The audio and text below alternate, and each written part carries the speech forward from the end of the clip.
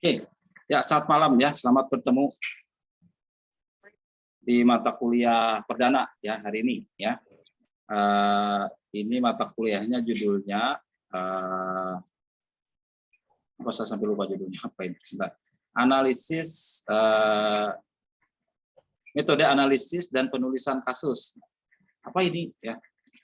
Nanti saya jelaskan kenapa ada mata kuliah semacam ini ya. Jadi di mata kuliah ini memang cuma satu SKS, ya. Cuman ini penting menurut kami ya, karena inilah ciri pembeda kalau Anda kuliah di pasca sarjana atau program magister. Ya. Anda sudah paket sampai pada taraf mampu melakukan analisis, ya, dengan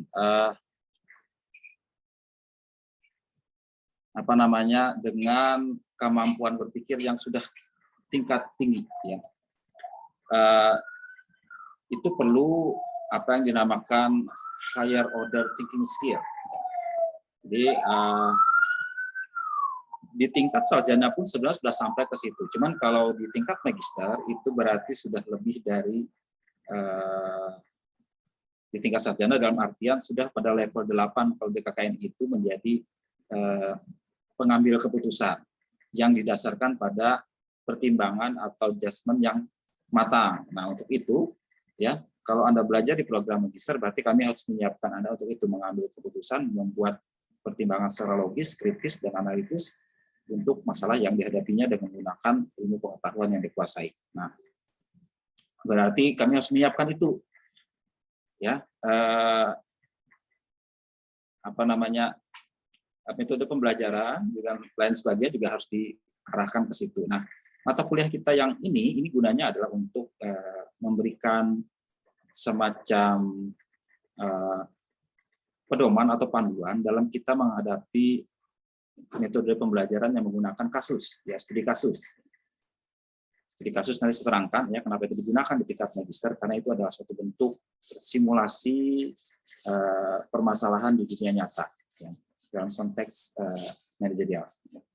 Kalau Anda ini kan diharapkan nanti ya, itu kalau menjadi lulusan itu berada pada tingkatan middle manager sampai top manager. Ya. Kalau Anda lulus tingkat sarjana itu diharapkan mereka menjadi manajer lini pertama, lower manager lah gitu ya. Tapi kalau setingkat magister, master ini sudah pada middle manager dan top manager kalau perlu ya kan. Nah, untuk pada tingkat ke sana mereka sudah harus membuat keputusan yang sudah agak lebih rumit, lebih canggih dan lebih kompleks. Nah, itu memerlukan juga tingkat daya pemikiran yang juga lebih tinggi. Ya. Itu yang diharapkan dari pembelajaran ini ya, ini memberikan semacam pembekalan. Ini sebenarnya mata kuliah ini pembekalan ya. Tapi kita berikan satu SKS karena apa? Pembekalannya itu continue sepanjang satu semester di semester awal ini. Ya. Jadi nanti ada penugasan khusus dari mata kuliah lain yang kami minta ambil. Kalau Anda mengerjakan studi kasus di mata kuliah lain, tolong dikerjakan dengan baik. Ya. Di sana kami akan ambil hasil dari studi kasus, termasuk juga minta pendapat dosennya tentang bagaimana Anda menerapkan prinsip-prinsip yang sudah kita ajarkan di mata kuliah ini. Jadi ini mata kuliah ini akan tersambung dengan mata kuliah lain yang di dalamnya ada komponen studi kasus. Nanti saya terangkan. Saya akan nanti dibantu Pak Dr. Ahmad Yakis ya. Tadi saya sudah undang beliau, cuman belum tahu nih beliau masuk atau tidak ya. Untuk memberikan perspektif lain ya. Terutama dalam kemampuan Anda bukan hanya menganalisis tapi juga mampu mengkomunikasikannya ya, dalam bentuk diskusi kelas maupun mempresentasikan analisis Anda di dalam kelompok ya, dalam hal ini dalam kelas ya, kelompok belajar kita ini dalam satu kelas.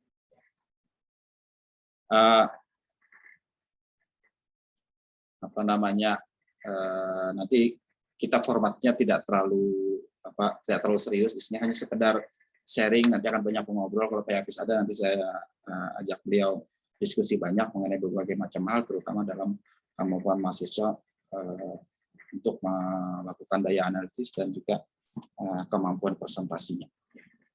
Oke, itu ya. Oke, itu ya sebagai pengantar. Saya sebelumnya mohon maaf, kuliah kita agak telat mulainya. Tadi saya nggak mengira bahwa apa namanya akan berlarut-larut di acara tadi sehingga saya terlambat memulainya. Tapi nggak apa-apa, kita mulai sekarang ya. Nanti kita akan cari waktu sebagai penggantinya di minggu mendatang, mudah-mudahan ada waktunya. Ya, mata kuliahnya agak longgar cepatnya, tidak ada ujian khusus, tapi lebih pada penugasan struktur sebagai cara kami memberi pembekalan dalam mata kuliah ini. Oke, saya masuk ke bahannya sekarang ya.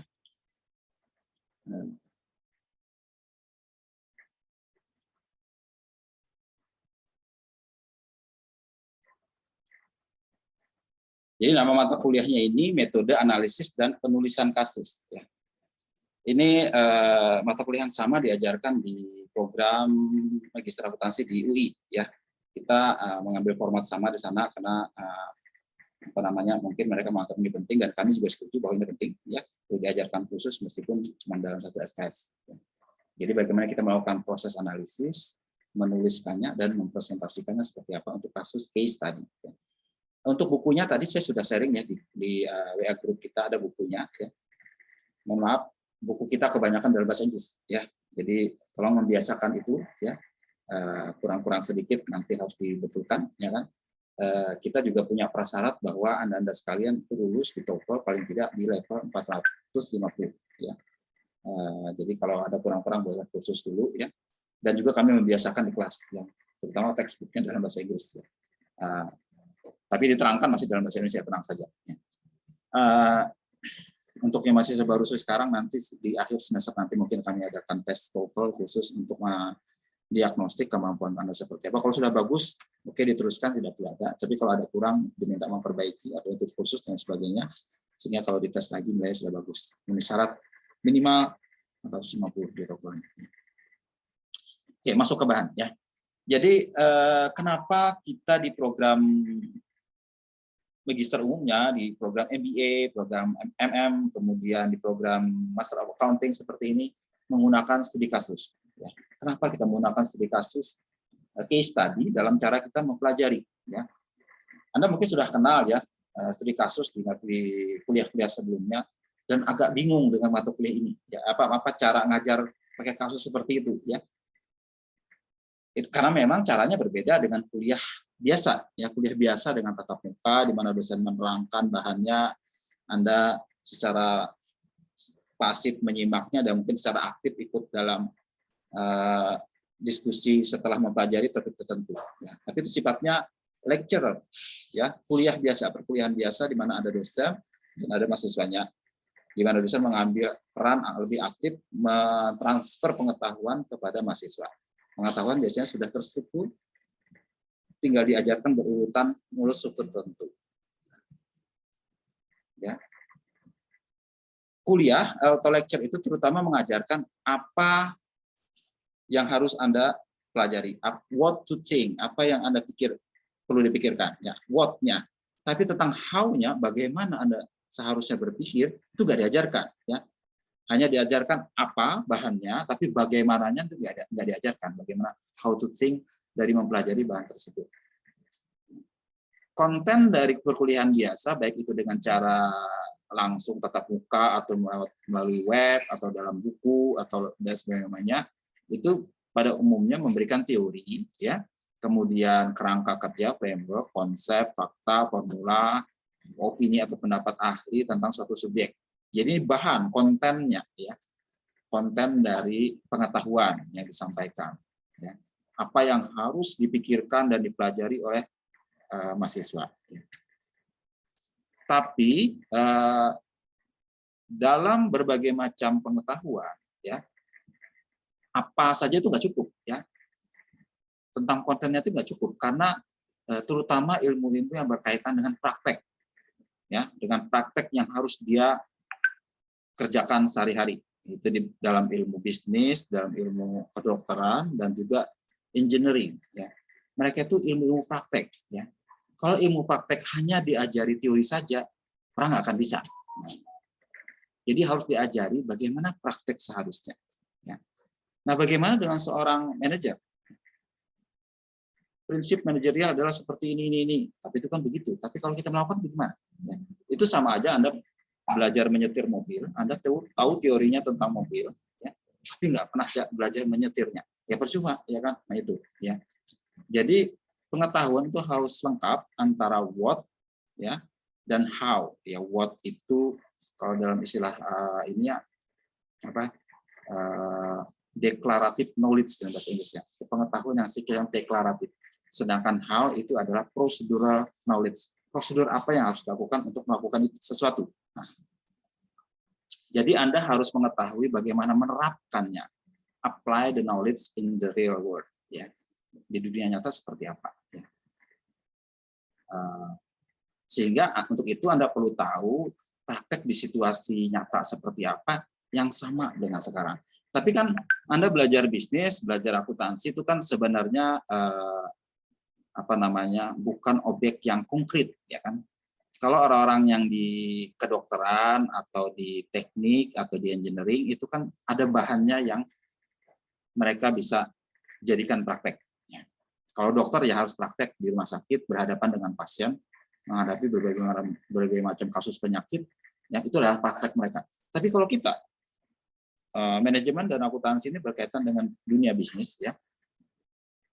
Yang kalau kita mempraktekkannya di dunia nyata, Anda harus bekerja dulu, ya. Tapi itu bekerja itu kan tidak terstruktur, ya kan?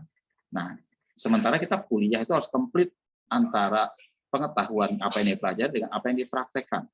Nah, untuk mengatasi masalah ini digunakanlah semacam miniatur atau simulasi dari dunia nyata dalam bentuk kasus. Nah, kasus itu masalah di dunia nyata dibawa ke ruang kelas. Seakan-akan Anda belajar kasus nyata, tapi bentuknya sudah dikemas sehingga cukup Anda pikirkan sambil belajar di ruang kelas. Tapi pikiran Anda membayangkan itu di dunia nyata. Nah, seperti itu. Itulah simulasi dari kasus di dunia nyata atau real world practice.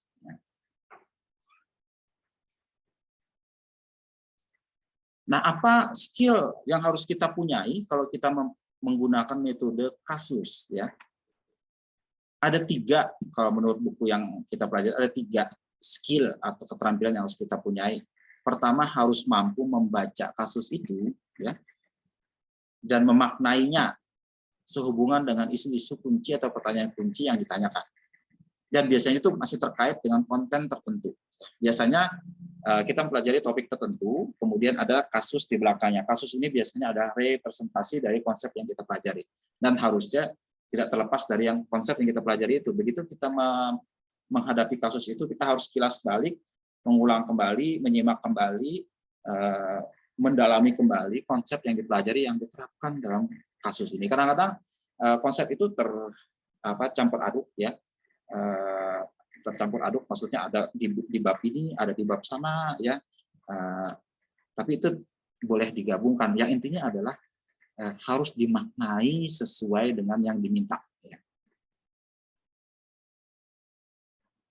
Jadi harus mencerna, kemudian memikirkannya dan mengaitkannya dengan konsep yang sudah dipelajari.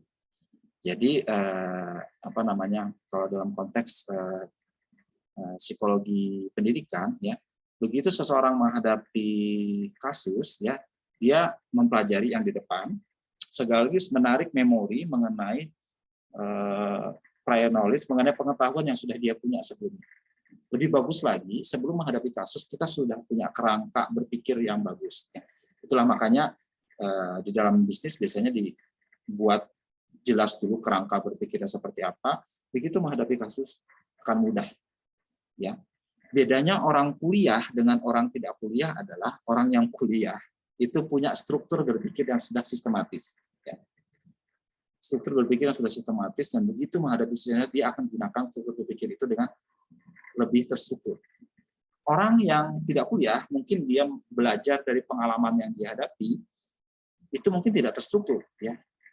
Ya, strukturnya begini, dia mempelajari hanya dalam konteks yang sudah dialami. Sementara kalau orang kuliah, ya, seperti Anda sekalian, itu konsep atau framework-nya itu udah luas dalam artian dipikirkan sama-sama dengan para ahli, dijadikan suatu framework teorikal tertentu itu yang Anda bisa pakai.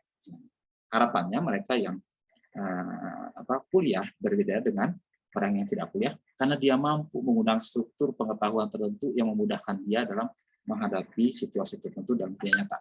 Nah, itu idealnya ya, itu idealnya. Ya. Kami pun akan berusaha ya, karena Anda sudah berniat untuk kuliah di program magister ini, sebisa mungkin memberikan bekal yang diharapkan seperti itu. Anda harus menunjukkan bahwa Anda berbeda dengan orang yang tidak kuliah. Gitu. Tentu saja tingkat sarjana sekalipun kalau dipersiapkan dengan baik, mereka sudah punya struktur tertentu yang memadai ya untuk sebagai seorang praktisi. Nah, dalam kasus kita praktisi bisnis baik manajemen maupun akuntansi. Cuma di program magister strukturnya akan lebih refine ya, strukturnya akan lebih kompleks, lebih rumit, berbagai macam aspek sudah mereka kaitkan dan lebih dalam ya, lebih dalam. Dan skill atau keterampilan dipelajari pun tidak lagi terlalu sederhana, lebih kompleks dari Anda. Mereka bisa meng-create sesuatu, mengevaluasi sesuatu, memberikan solusi yang lebih punya dasar ya, dibanding level di bawahnya. Ya, itu yang diharapkan untuk tingkatan kita ini. Ya. Jadi kasus tadi membantu ya, membantu supaya kerangka tadi bisa teruji ya, bisa teruji.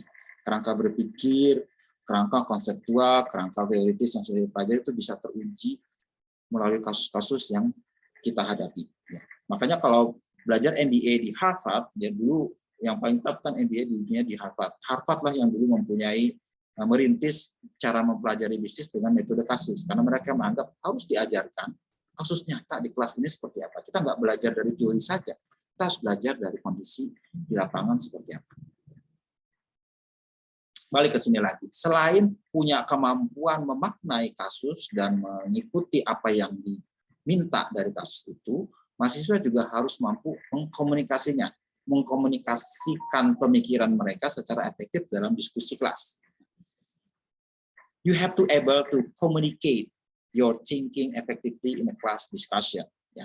Kenapa itu penting? Karena Anda sudah level manager ini harus mampu mengumpulkan pendapat, harus mampu memberikan arahan, harus mampu juga memberikan sumbangan pemikiran, dan itu memerlukan keahlian komunikasi yang baik. Nah, itu harus juga dilatih dari diskusi kelas. Jadi kasus itu bukan hanya Anda kerjakan secara mandiri, individually atau kelompok, tapi harus didiskusikan kelas.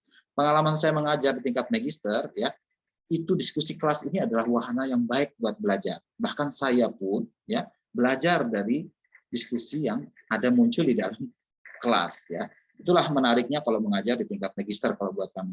Karena Anda sekalian itu sebenarnya sudah punya pemikiran tertentu yang Anda peroleh dari pengalaman Anda masing-masing, dari perspektif Anda masing-masing, itu dibawa di kelas. Dibawa kelas, dipertemukan, diadu, disandingkan, dicocokkan, dan sebagainya. Itu adalah proses belajar yang terjadi dari kita, proses diskusi. Ya. Kemampuan kita bertukar pikiran dan sebagainya itu akan memampukan kita belajar bahwa satu kasus itu bisa dipandang dari berbagai macam segi yang kita mungkin luput memandangnya kalau kita memaknainya secara individu. Ya. Kalau kita memaknainya secara kelompok, itu berbagai macam perspektif, berbagai macam pemikiran akan muncul di diskusi kelas itu, sehingga memperkaya perspektif pemikiran kita. Itu yang diharapkan dari diskusi kelas. Ya. Kemudian terakhir, ya, komunikasi bukan hanya lisan, tapi juga diharapkan tertulis. Ya.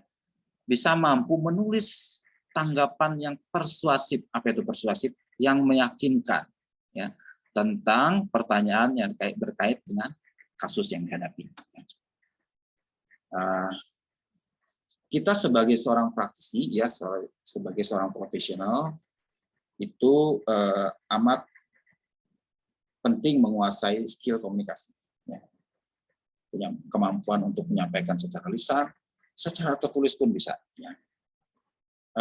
Pengalaman saya, ya, kita umumnya di Indonesia ini kurang bagus dalam komunikasi. Kenapa?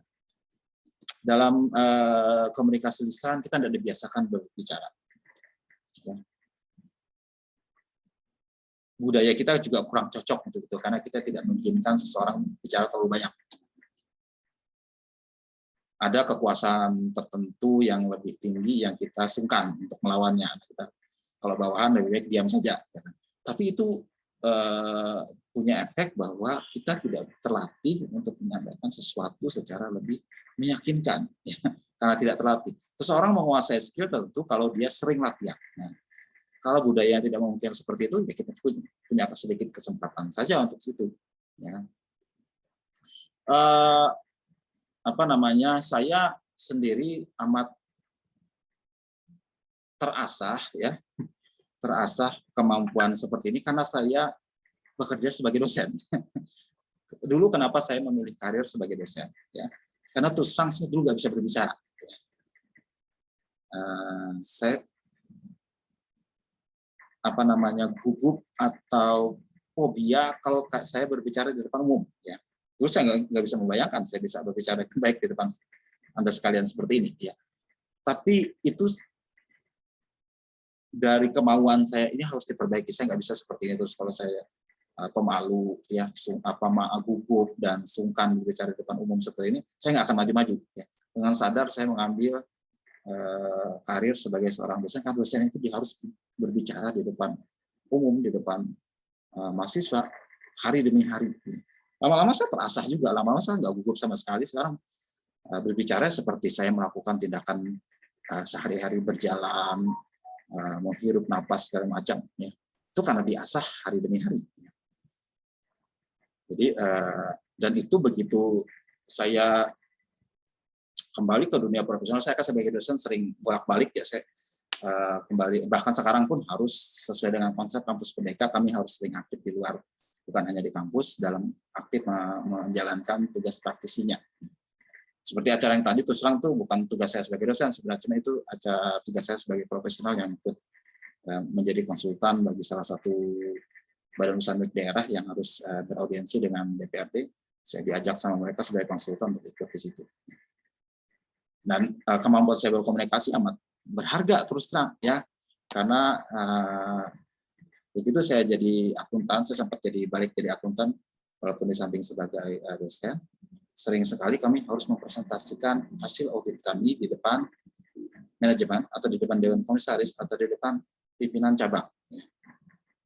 Rekan-rekan saya yang tidak terbiasa di depan, walaupun mereka punya technical skill yang bagus, ya, tapi buruk dalam menyampaikannya, itu tidak punya skill set yang kurang lengkap karena dia tidak punya kemampuan komunikasi yang baik. Ya. Sering sekali saya yang ditunjuk, kenapa? Saya sudah kamu kan dosen, bisa bicara di depan umum, ya, kamu aja bicara, ya terus terang saya terus yang jadinya, ya. Tapi saya merasakan bahwa ternyata sebagai seorang akuntan itu harus mempunyai skill komunikasi yang bagus. Karena kita itu adalah orang yang berkaitan dengan informasi, dan informasi itu harus disampaikan kepada pengguna atau user. Nah, itu harus punya kemampuan. Jadi kalau orang punya stereotype bahwa akuntan itu hanya bekerja di belakang meja, hanya berurutan sama angka, itu pandangan kuno. Ya. Sekarang mereka harus bisa tampil ke depan, berbicara di depan umum, meyakinkan audiens, meyakinkan user tentang pemikiran tertentu. Nah, itu harus diasah juga pada saat mereka berkuliah. Nah, itu yang juga harus penting. Kita mengundang juga Pak Dr. Ahmad Yafis, saat ini sudah masuk ke beliau, ya. Mengharapkan beliau sharing sama kita, ya, berkaitan dengan komunikasi ini, karena beliau pakarnya di komunikasi sebenarnya. Belum masuk ya beliau, ya. Belum ada. Oke, nanti kita tunggu. Oke. Oke, kalau ada pertanyaan sambil ini aja ya. Sekarang terlalu asik ini. Balik ke sini lagi. Kemudian juga harus punya kemampuan menulis. Nah, ini yang saya merasakan juga kurang, ya kan? Itu terlihat ketika mahasiswa membuat tugas studi kasus seperti ini atau membuat tugas paper atau makalah dan sebagainya, kurang sekali kemampuan menulis. Begitu mereka mengerjakan tesis, juga tidak bagus. Sering sekali saya menguji tesis, saya temukan begini. Ini kenapa seperti ini? Bisa nggak Anda jelaskan? Karena yang bersangkutan orang praktek, dia tahu masalah gimana, dia bisa menjelaskan dengan baik secara lisan. Tapi saya bilang, kenapa itu tidak dituliskan dalam tesis? Iya Pak, sulit menuliskannya. Lah, bagaimana? Berarti kan dia tidak punya kemampuan yang seharusnya. Dia menguasai ilmu itu, menguasai prakteknya, menguasai tanggapan yang seharusnya sebagai seorang manajer, tapi dia tidak bisa menuliskannya dalam tesis yang dia tulis. Saya pikir sesuatu yang amat disayangkan. Akhirnya apa? Ya coba ditulislah di situ yang Anda bicarakan tadi itu di dalam paper atau tesis ini. Karena pengetahuan Anda akan diwariskan atau diabadikan dalam bentuk tesis written paper, sesuatu yang tertulis hitam di atas putih, bukan omongan secara lisan. Karena omongan secara lisan itu tidak punya bukti apapun. Jadi harus sebisa mungkin penguasaan Anda itu tergambarkan di dalam hitam di atas putih dalam bentuk tulisan tertulis, ya, paper tertulis. Itu dibiasakan juga di dalam pengajaran metode kasus ini, ditulis, ya, disusun, terstruktur untuk menanggapi kasus yang dihadapi. Ya. Nah, itu yang perlu dikuasai. Ya. Nah, seperti saya bilang tadi, ya, kasus itu adalah analog dengan realita atau kenyataan sebagai bentuk pengalaman langsung, direct experience tentang bisnis atau berbagai macam aktivitas lain. Ya. Jadi kita mensimulasikan praktek dunia nyata itu dalam diskusi yang kita hadapi, kasus yang kita hadapi. Dan umumnya ya kasus itu punya 4 karakteristik. Ya. Pertama, dia adalah bisnis isu atau punya masalah tertentu yang signifikan yang harus dibahas. Ya. Biasanya penulis kasus adalah dosen-dosen yang sudah berpengalaman, yang dari persentuhan mereka dengan praktik melihat suatu kejadian nyata yang bagus sebagai cara mahasiswa belajar dari kenyataan tersebut. Dan itu disusunlah jadi kasus tertentu, ditulis dengan baik. Ya. Ini loh isunya yang kita hadapi. Ya. Coba kita pikirkan sama-sama kasus ini seperti apa. Itu ya. Jadi signifikan bisnis isu atau issues ya, satu atau beberapa isu dalam dunia bisnis yang penting untuk diangkat. Kemudian kasus itu harus juga mempunyai informasi yang memadai atau mencukupi yang menjadi dasar kita membuat simpulan atau conclusion tentang isu tersebut. Informasinya cukup memadai. Kalau informasinya minim, kita kurang bisa menganalisisnya. Ya. Biasanya kasus yang baik diberikan macam-macam informasi, informasi latar belakang, background, informasi intinya seperti apa, informasi organisasinya seperti apa, laporan tertulis, misalnya laporan keuangannya seperti apa, kinerja yang diamati seperti apa, pendapat masing-masing orang seperti apa, itu dirangkum dalam kasus tersebut. Jadi kita bisa membuat analisis karena disuplai, dipasok informasinya memadai di dalam kasus tersebut. Kemudian ketiga, ya,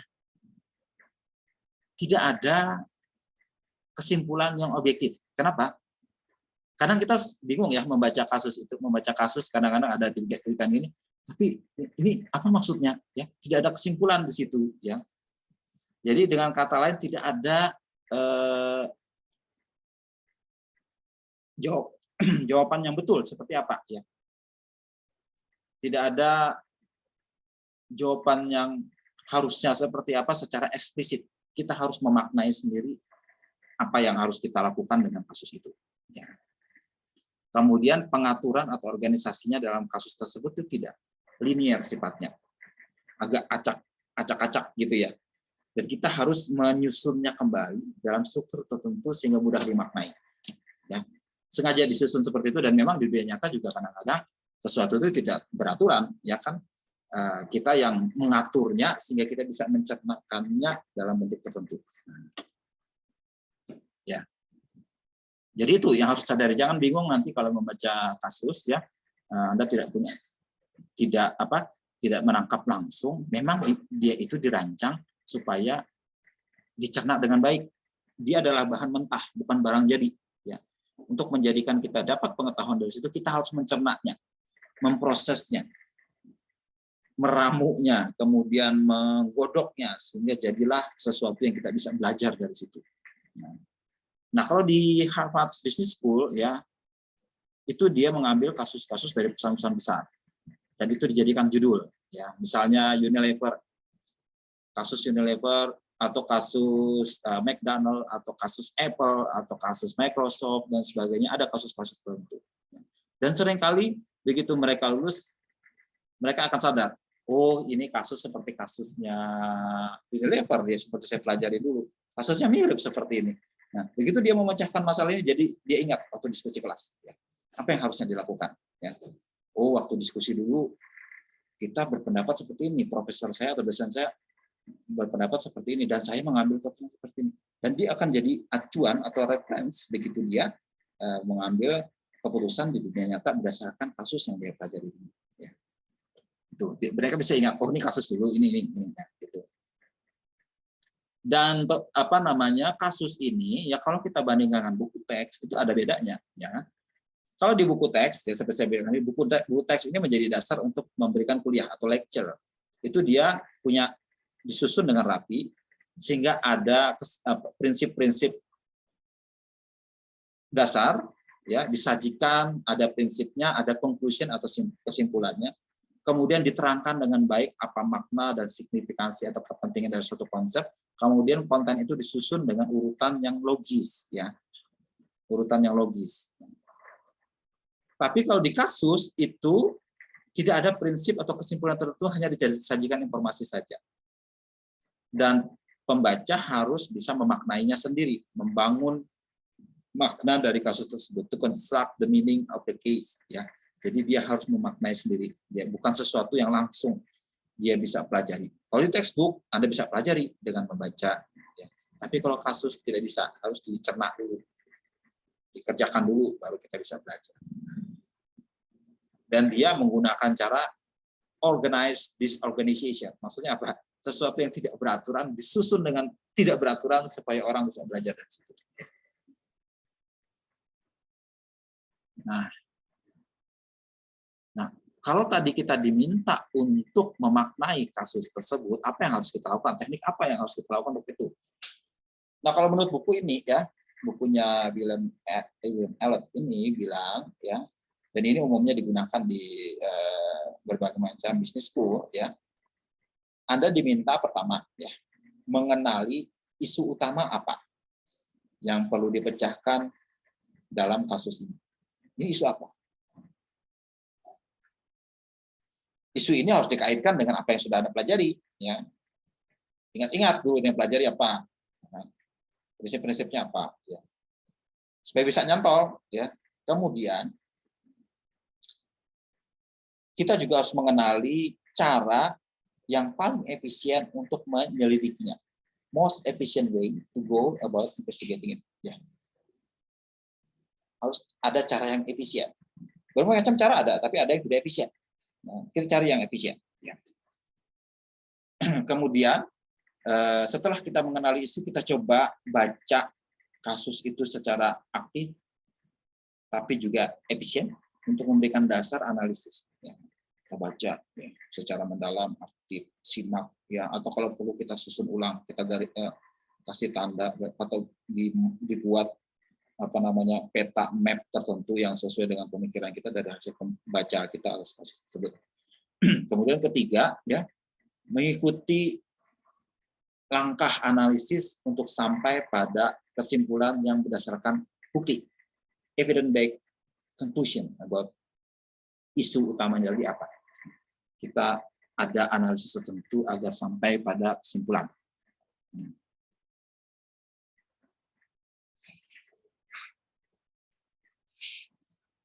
Oke,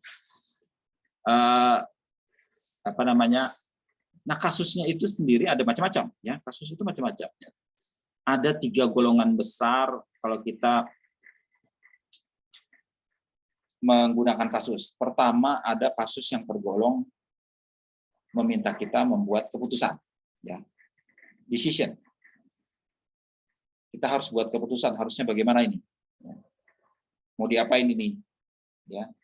dan mencoba meyakinkan orang tertentu dalam kasus itu menerima keputusan yang kita usulkan. Anggaplah Anda sebagai konsultan, Anda mengusulkan ke orang tersebut harus begini Pak, harus begitu Pak. Nah, itu satu bentuk jenis keputusan. Itu yang pertama. Kemudian yang kedua, ada yang memerlukan evaluasi. Ya. Evaluasi mendalam. Evaluasi ini pada intinya membandingkan apa pro dan kontra, apa kekuatan dan kelemahan dari subjek yang mau dipelajari. Ya, apa? Misalnya kita membuat sistem insentif karyawan. Sistem insentifnya ini adalah seperti ini, cara seperti ini, ada gaji pokok, ada bonus, ada insentif tambahan yang dikaitkan dengan kinerja misalnya. Nah, kita coba evaluasi, apakah sistem yang ada ini sudah bagus, atau masih ada yang jelek, atau masih ada yang kurang. Nah, itu harus kita coba dalami, ya apa ini kelemahannya, apa ini caranya yang betul. Seperti itu, ya itu adalah satu jenis evaluasi. Menilai baik buruk, efektif atau tidak, lemah atau tidak tentang sesuatu. Itu yang kedua. Kemudian ketiga, kasus itu ada yang berkaitan dengan diagnosis masalah. Ya. Dia mendalami tentang mencari masalahnya ini kenapa. Ya. Terus mengidentifikasi atau mengenali akar masalahnya ini apa. Dan akar masalahnya apa. Seringkali yang nomor 3 ini berkaitan dengan nomor 1. Ya. Evaluasi itu kadang-kadang juga berkaitan dengan nomor 1. Ya. Karena muaranya semua masalah ini harus diputuskan.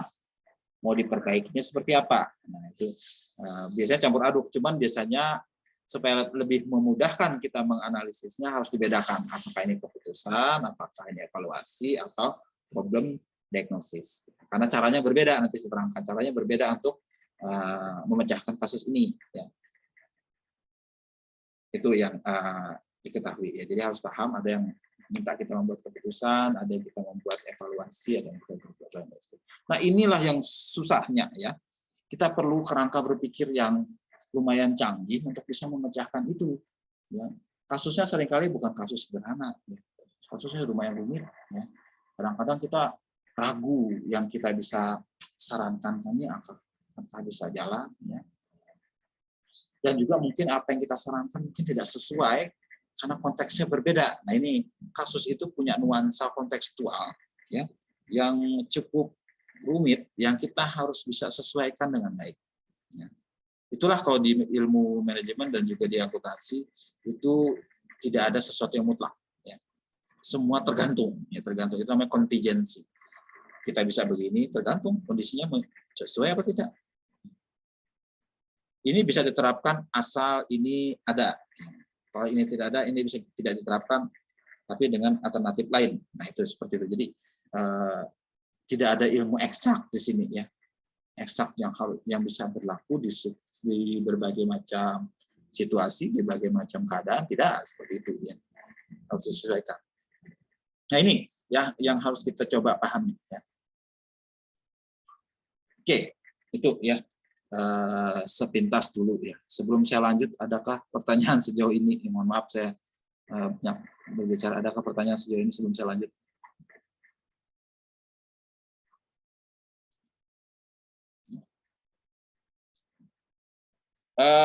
Mungkin ada pertanyaan. Kita kan di akuntansi, Pak, tidak terlalu apa namanya seperti manajemen. Ya. Kalau di ilmu manajemen atau di magister manajemen mungkin seperti itu, ya, banyak menggunakan studi kasus. Akuntansi juga punya. Ya. Ada yang bertanya semacam itu? Apakah kita beda di akuntansi ini dengan di manajemen?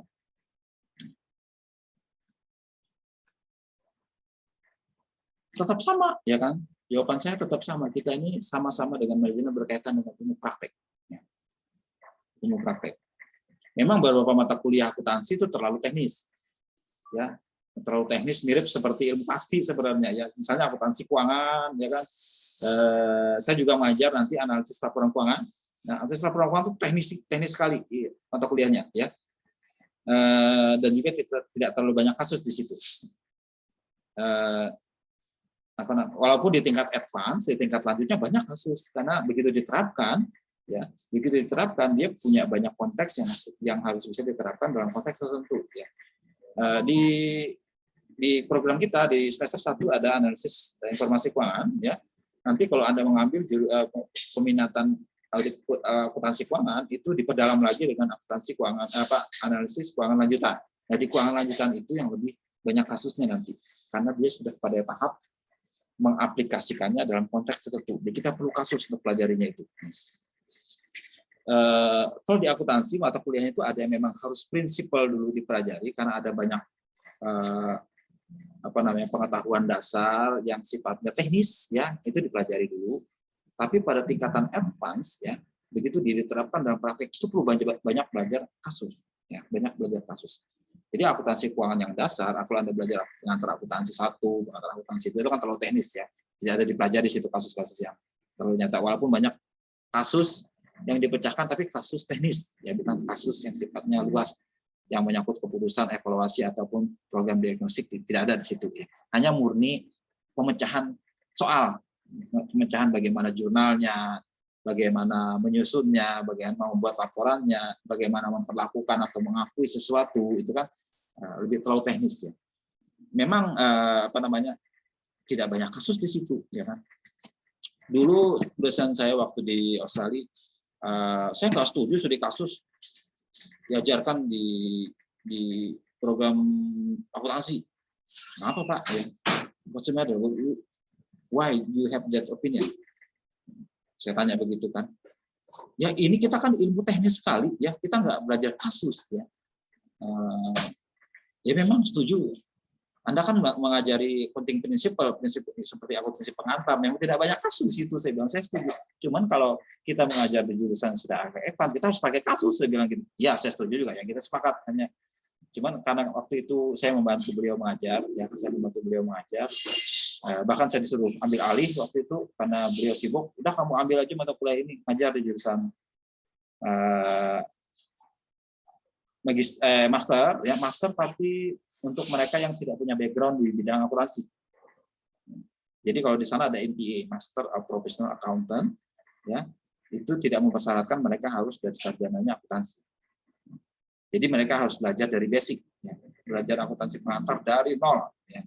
Nah, kami disuruh mengajar itu. Ya. Dia beri panduan kepada saya, kita nggak usah pakai kasus-kasus di mata kuliah ini, nggak usah kita pelajari yang basic-basic saja. Ya saya manut saja karena saya anggap ini mata kuliah teknis, tidak perlu banyak studi kasus. Ya. Nanti tapi kalau saya mengajar di saya pernah juga jadi tutor di mata kuliah lainnya, ya ini mirip seperti akuntansi keuangan lanjutan kalau di kita. Kalau dia menyebutnya corporate reporting and analysis, mirip seperti akuntansi keuangan lanjutan. Itu harus ada kasus tertentu yang jadi PR mereka. Ya. Jadi kalau di sana mereka dilatih, ya, mereka itu dilatih mengerjakan sesuatu dan mempresentasikannya di kelas. Tiap minggu itu, tapi bergantian, tiap minggu bergantian. Karena mereka dari kecil sudah terbiasa mengkaji kasus seperti ini mereka dari kecil loh diajari dari SD, ya, terus mempresentasikannya. Itu mereka kuliah lancar sekali mereka itu. Saya kagum-kagum ya. Saya sebagai tutor yang menilai mereka, memberikan arahan, terkagum-kagum. Bagusnya mereka ini begitu lancar berpikir, begitu lancar mengeluarkan pendapat, enak dan meyakinkan sekali jawabannya. Ya, walaupun kadang-kadang keliru-keliru ada juga mahasiswa kan saya harus betulkan kalau mereka keliru. Tapi di situ ada juga mahasiswa dari Asia, orang dari China, orang dari Vietnam atau dari Thailand atau Malaysia itu mereka tuh lebih banyak diam. Ya, sama seperti orang Indonesia ya. Begitu mereka presentasi mereka canggung ya, canggung kurang enak di ini ya. Saya menyadari mungkin karena kultur kita orang Asia tidak terbiasa berbicara seperti itu ya. Tapi mereka disadvantage kalau dunia praktisi, itu adalah masalah tertentu karena kita nggak dibiasakan seperti itu. Itu ya masalah yang ada seperti itu. Makanya saya mengharapkan sekali Anda sekalian bisa aktif nantinya ya kan, karena kita akan banyak dapat pelajaran kalau kita di kelas ini saling belajar dan mengubahkan pendapat dengan interaktif. Oke, ya. Itu pertanyaan. Jadi jawaban saya atas tadi sama ya, tapi memang akuntansi kadar menggunakan kasusnya hanya di level mata kuliah yang sifatnya advance ya. Tapi kita kan di magister sudah tingkatan advance, kita nggak belajar lagi akuntansi pengantar, akuntansi dasar, akuntansi intermediate nggak belajar lagi ya kan. Jadi akan banyak komponen kasusnya. Bahkan akuntansi analisis laporan keuangan itu juga ada kasusnya, tapi tidak banyak, ada 1-2 kasus yang diminta Anda menerapkan. Bahkan nanti ya di mata kuliah akuntansi analisis laporan keuangan itu ada bukan kasus tertentu, Anda harus mengambil kasus di dunia nyata untuk mempraktekkan itu. Ini yang Anda pelajari juga akan digunakan. Nanti akan saya terangkan nanti di mata kuliah analisis laporan keuangan, analisis informasi keuangan ya, yang saya ajar bersama Ibu Erna nanti. Itu Anda diminta mengkaji kasus nyata yang harus Anda ambil sendiri dari satu perusahaan ya. Dan itu dikaji dengan dipelajari, dianalisis berdasarkan framework yang kami ajarkan nanti. Oke, itu ya. Jadi mata kuliah ini penting sekali untuk memberi pembekalan tentang hal tersebut. Kemudian tadi ya, skill yang harus dipunyai adalah Anda harus mampu membaca tadi ya. You need to be able to read the case and give it meaning. Ya. Harus bisa membaca, memaknainya, ya, memberikan makna atas yang sudah dibaca tersebut. Itu caranya seperti apa? Caranya ini ada diterangkan di sini ya. Caranya pertama, ya, case reading prosesnya pertama baca bagian awal dan akhir. Kenapa seperti itu? Supaya kita dapat gambaran sekilas, scan saja ya.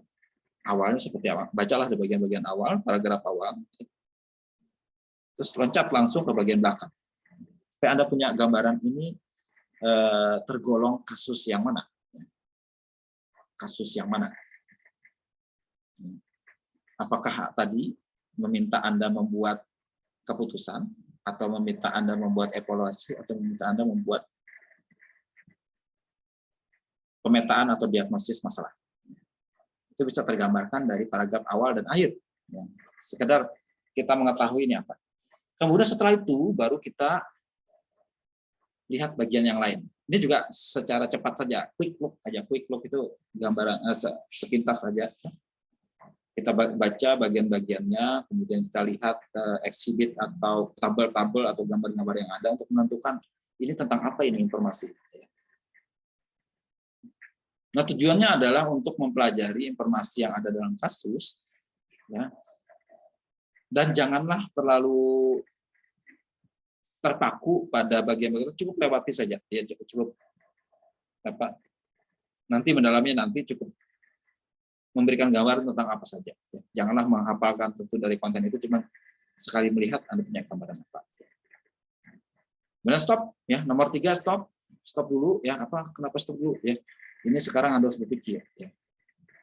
Ini termasuk kasus yang mana?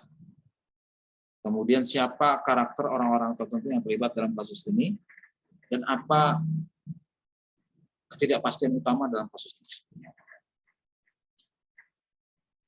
Ya. Itu ya. Nanti saya kasih contoh, ya. Saya kasih contoh. Ini cukup dipelajari prinsipalnya dulu. Ini kan kuliah ya kan. Sesuai dengan tadi kuliah kita harus kasih prinsip-prinsip dasar dulu, nanti akan pelajari. Nomor keempat, ya. Keempat, Anda harus tahu apa yang ingin diusahakan oleh si karakter utama. Seringkali di dalam kasus itu ada tokohnya, ya kan, karakter utamanya, ya. Apa yang mau dicapai oleh orang ini, ya. Apa yang dihadapinya, ya. Dan apa yang harus dilakukan, ya.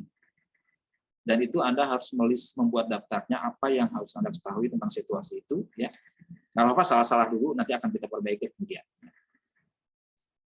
Kemudian coba baca lagi, ya kan, skim section, kemudian memberikan tanda, memberikan catatan dan sebagainya untuk bisa mengaitkan satu dengan lainnya dalam kasus tersebut. Ya. Nah, baru setelah itu Anda baca secara mendalam, ya. Jadi jangan langsung membaca, ya, tapi setelah paham semuanya dulu, tahu gambaran utamanya, baru kita baca secara pelan-pelan. Deep dive into case, carefully read and analyze the information. Coba baca dengan hati-hati, analisis informasinya, kemudian kaitkan dengan apa yang perlu Anda ketahui. Nah, dalam mempelajari ini Anda harus retrieve, ya, menarik kembali pengetahuan Anda sebelumnya yang sudah Anda pelajari. Oh, ini tentang ini. Sebentar, baca lagi ke bahannya. Oh, ini harus menggunakan prinsip ini. Nah, itu bisa seperti itu ya. Jadi apa yang sudah Anda pelajari coba ditarik kembali, pahami, itu digunakan untuk memahami isu-isu sama dalam kasus ini. Kemudian tujuan utama Anda adalah, your ultimate goal adalah membuat satu posisi tertentu atau kesimpulan tertentu tentang isu utama ini, ya, didukung oleh bukti yang ada dalam kasus tersebut. Oh, orang ini salah, Pak. Kenapa salah? Ini harusnya dia itu seperti ini. Dari mana kamu tahu? Ini, Pak, di buktinya ini. Dia melakukan begini. Orang lain kecewa dengan dia, orang lain marah dengan dia. Berarti dia salah. Itu ya. Bisa ya kalau dia punya bukti dasar yang bisa menyimpulkan semacam itu. Terakhir ya, nomor 8, what action? Apa tindakan atau aksi yang harus Anda lakukan, ya,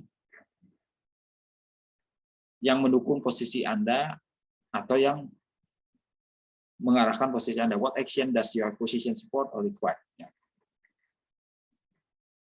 Apa tindakan yang harus Anda lakukan dari apa yang sudah Anda pendapat itu? Dia perlu apa lagi? Tindakan apa yang harus diambil? Nah, ini kan implikasi, istilahnya implikasinya apa? Implikasi dari pendapat atau kesimpulan tadi apa? Ibaratnya so what? Kalau Anda punya pendapat begitu, harus bagaimana? Ya, harus begini, harus begini. Ini kan nomor 8-nya itu. Ya. Nah, itu ya. Langkah-langkah dalam membaca. Nah, itu membaca dulu ya. Nah, berikutnya kita menganalisis ya. Setelah kita membaca, memahami tadi kan apa namanya?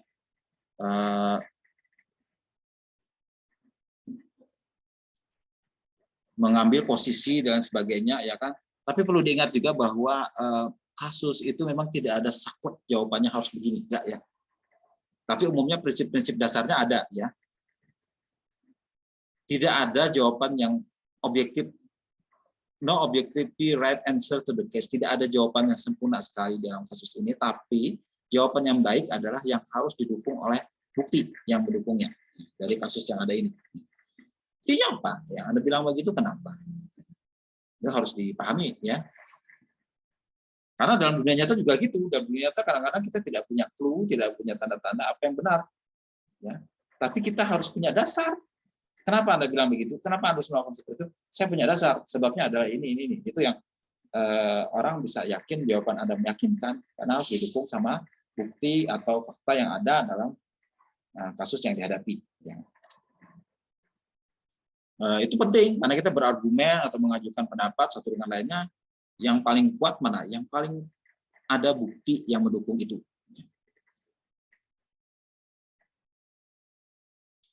Analisis. Setelah kita tadi ini harus didukung oleh analisis. Ya kan? Analisis itu adalah pemeriksaan seksama atas berbagai macam informasi dalam kasus yang memberikan pencerahan tentang isu utama. Ya. Jadi kita memeriksa berbagai informasi, ini begini, ini begitu, kita coba rangkai, oh ini masalah utamanya di sini. Jadi dalam proses membaca kasus dan mengidentifikasi jenis skenario yang dihadapi apa, itu kita membuat semacam purpose, maksud. Ya.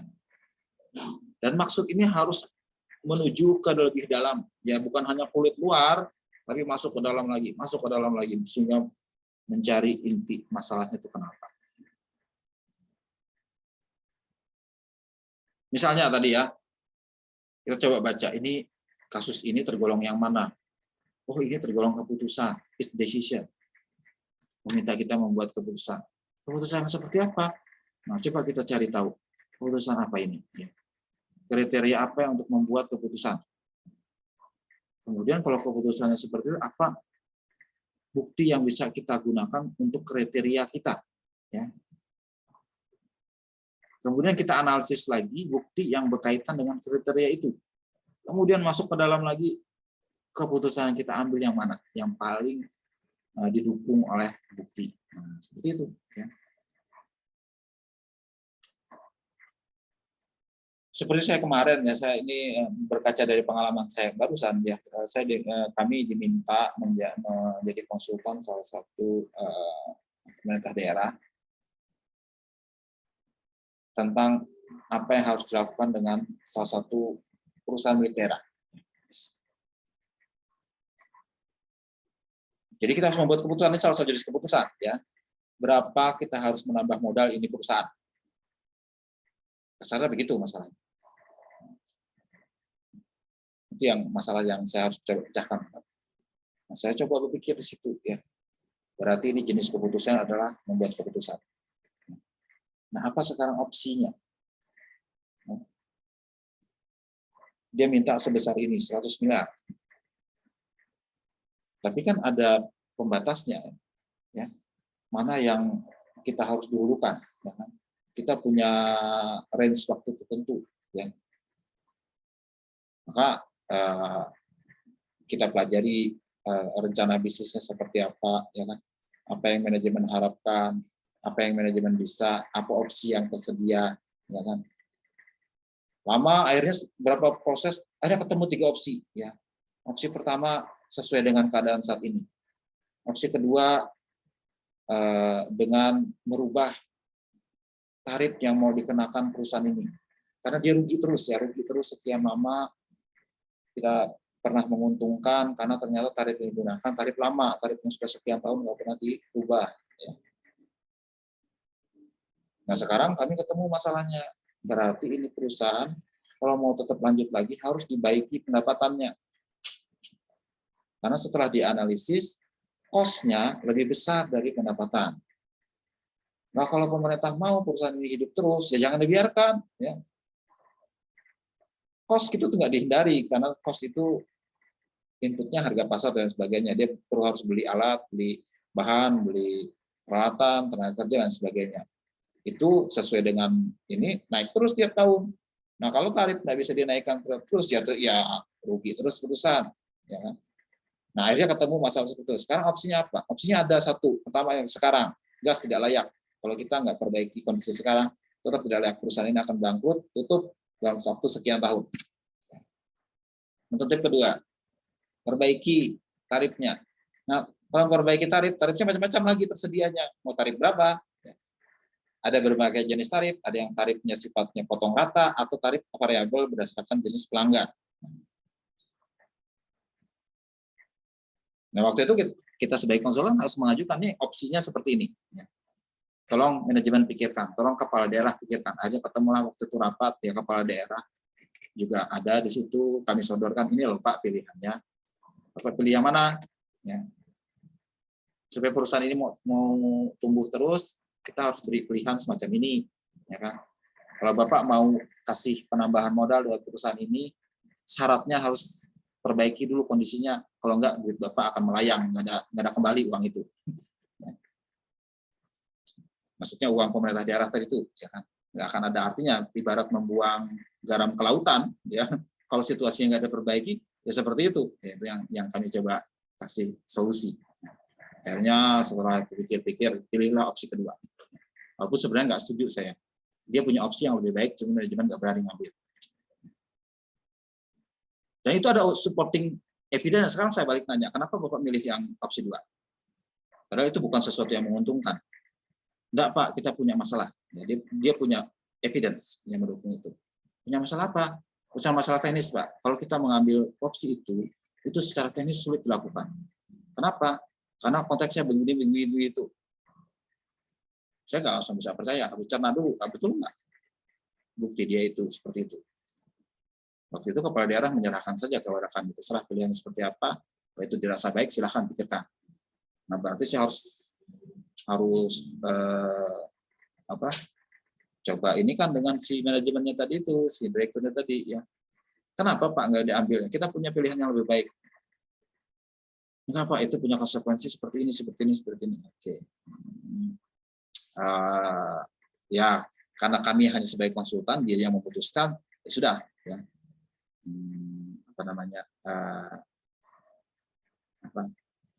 Tapi sekali lagi saya bilang, Bapak punya pilihan yang lebih baik sebenarnya. Nanti lain waktu pikirkan lagi Pak ya, kalau keadaan memungkinkan. Karena kita nggak berani memaksa, karena Dia nggak menyanggupi kalau memilih pilihan yang lebih baik tadi itu. Nah itu. Ya. Nah itu terus terang proses sampai ke sana tidak secara apa namanya, tidak secara terstruktur ya. Prosesnya berputar-putar segala macam itu dari proses diskusi lama. Nah itu juga saya pikir terjadi dalam diskusi kelas, ya kan?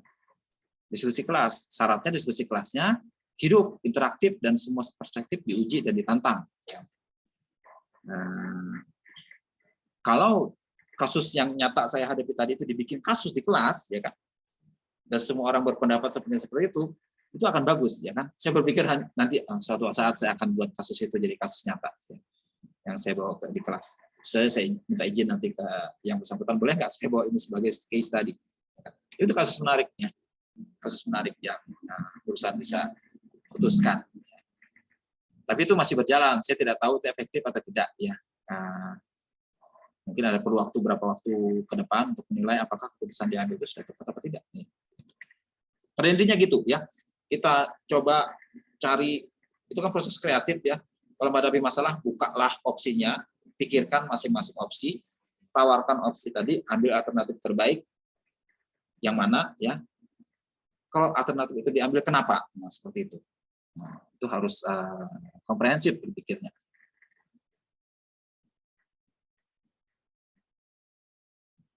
Dan proses analisis itu walaupun apa namanya tidak beraturan seperti tadi, gimana pun juga harus secara metodikal dan fokus, ya kan. Kemudian ada proses pengambilan keputusan, perhitungan yang memadai di situ, ya kan. Apa namanya, dan ada proses juga tidak seluruhnya benar, ya kan, dalam proses berjalan. Pernah juga saya bikin perhitungan keliru, ya kan, ya ternyata ditantang sama yang lain, sama dari sisi pemerintahnya, Pak nggak seperti itu, ya kan, ini jumlah ini bisa dikurangi. Kenapa? Dia kan bisa bikin apa yang diminta itu nggak semua kita penuhi. Kenapa? Saya bilang, saya nanya kan, dia kan bisa menghimpun dana sendiri, dana internal, ya kan? Oh iya ya, itu harus dikurangi dari jumlah yang harus kita supply. Nah itu, untungnya si ibu ini terus terang orangnya kritis juga, banyak terbantu saya. Nah kalau di kelas ada orang semacam itu amat membantu, itu memberi perspektif, membetulkan, mengkoreksi pikiran peserta yang lain. Nah saya amat terbantu, karena kalau saya berpikir sendirian, saya bisa salah, ya kan. Sehebat apapun saya, kalau saya berpikir sendirian tanpa ada orang lain yang menantangnya, tanpa orang lain memberi perspektif berbeda, itu bisa saya terjun ke jurang kalau orang lain nggak kasih tahu, ya kan. Nah itu perlu adanya dalam satu kita diskusi di kelas itu perlu adanya semacam orang antagonis yang selalu menantang kita untuk berpikir.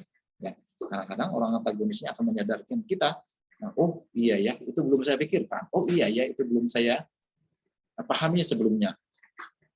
Oh ini saya abaikan sebelumnya, padahal yang diabaikan ini punya konsekuensi berat kalau itu nggak dipertimbangkan. Nah itu seperti itu.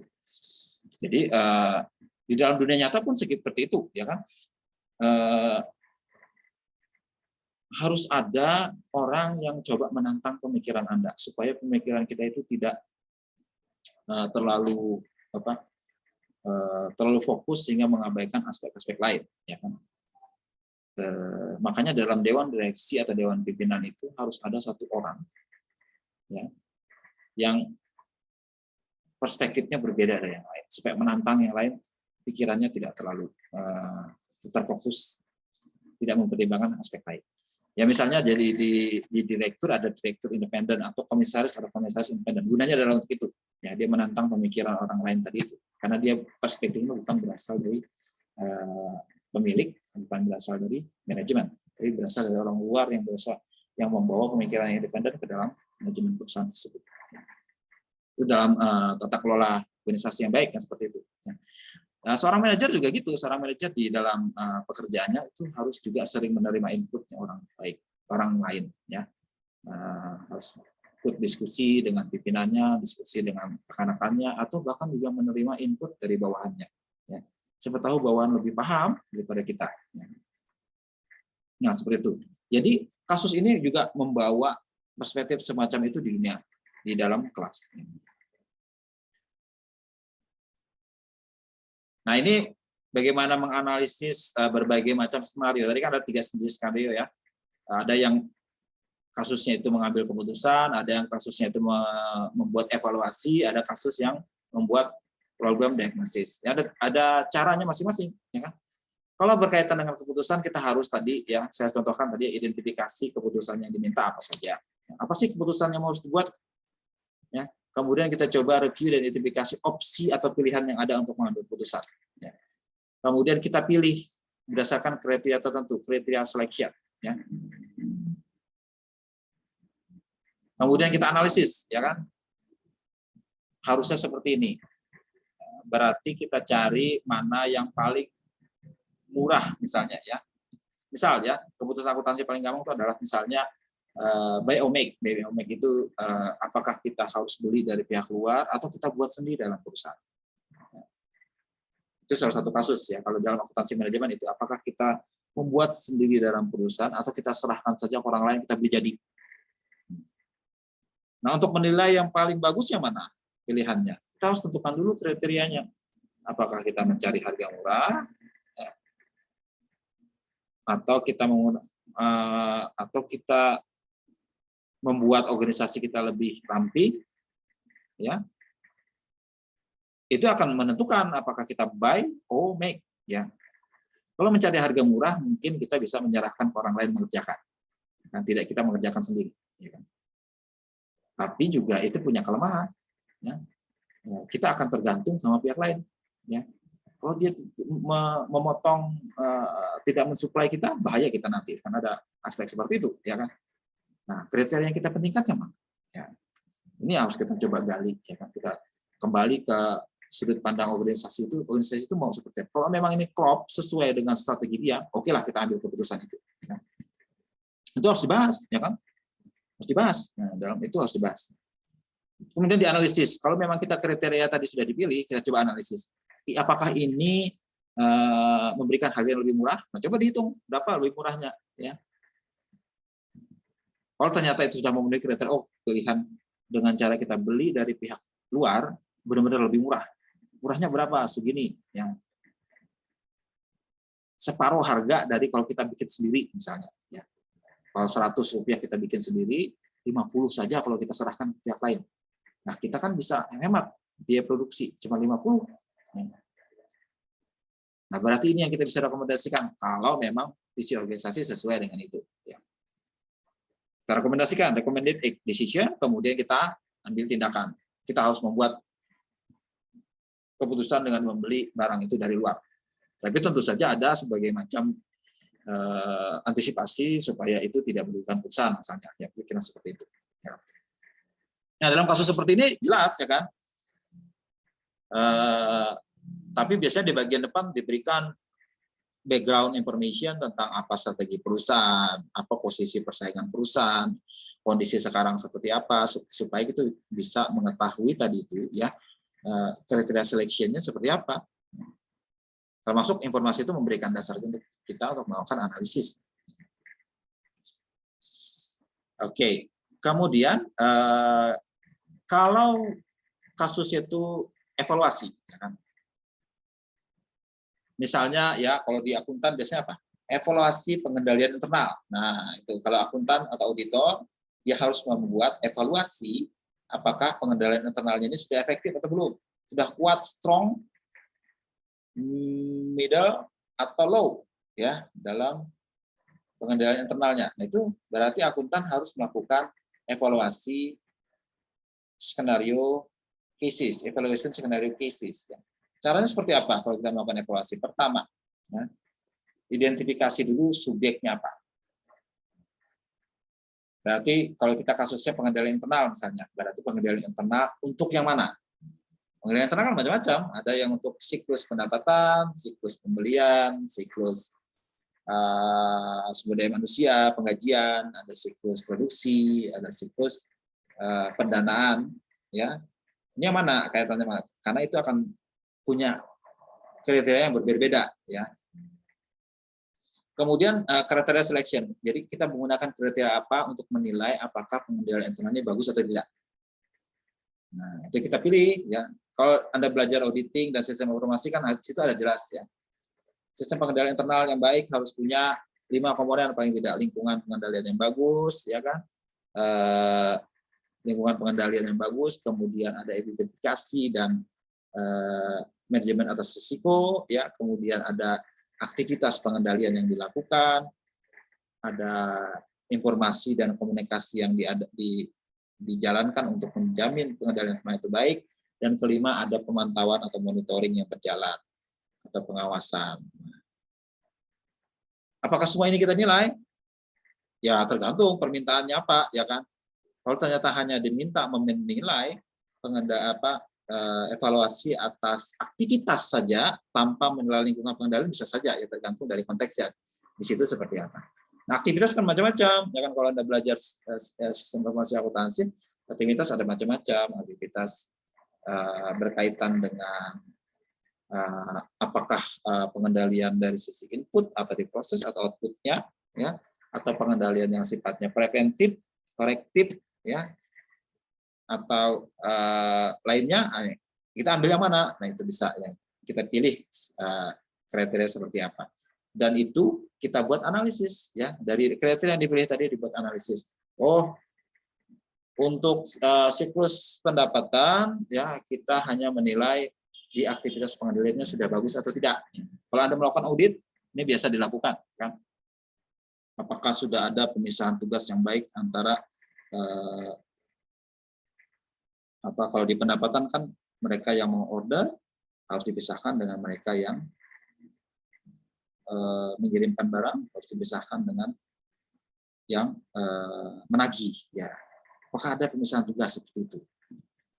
Oh, ternyata orangnya dirangkap. Oh, orangnya sama, ini tidak ada dokumentasi yang mencatat terjadi pengiriman barang. Nah itu kan, ya, checklistnya ada, ya, kalau di audit kan ada checklist, tinggal di checklist itu analisisnya itu. Nah, kalau ternyata dari hasil checklist tadi itu banyak yang bolong-bolong yang tidak ada, berarti kita bisa membuat evaluasi, overall evaluation nomor 4 ini. Kalau misalnya dari 20 item itu 12 atau 15 itu ternyata banyak bolongnya, aneh, pengendalian internal nggak bagus nih, ya. Kita bisa berikan evaluasi, tapi tentu saja, ya, kita harus pahami kenapa seperti itu. Inilah perlunya nomor 5, identification of contingency. Apa ini contingency? Contingency itu sesuatu yang melekat pada objek tersebut yang menyebabkan dia begitu. Ya. Tadi misalnya, kalau kita strict dalam pengendalian internal harus tidak ada perangkapan tugas. Ya nggak juga sih. Ya, kalau ternyata perusahaan itu kecil, nggak perlu ada pemisahan tugas misalnya, tapi harus ada pengendalian langsung dari atasannya misalnya. Nah itu bisa seperti itu. Kita harus pertimbangkan aspek-aspek kontingensi berdasarkan karakteristik objek yang kita punya. Kalau perusahaan kecil, tidak bisa kita menggunakan cara yang digunakan untuk perusahaan besar, ya, seperti itu. Coba identifikasi kontingensi faktor-faktor tertentu yang mungkin berdampak terhadap apa yang kita teliti. Misalnya, ya, dulu saya pernah mengaudit perusahaan. Waktu itu anak buah saya yang khusus melakukan audit untuk sistem informasi. Ya.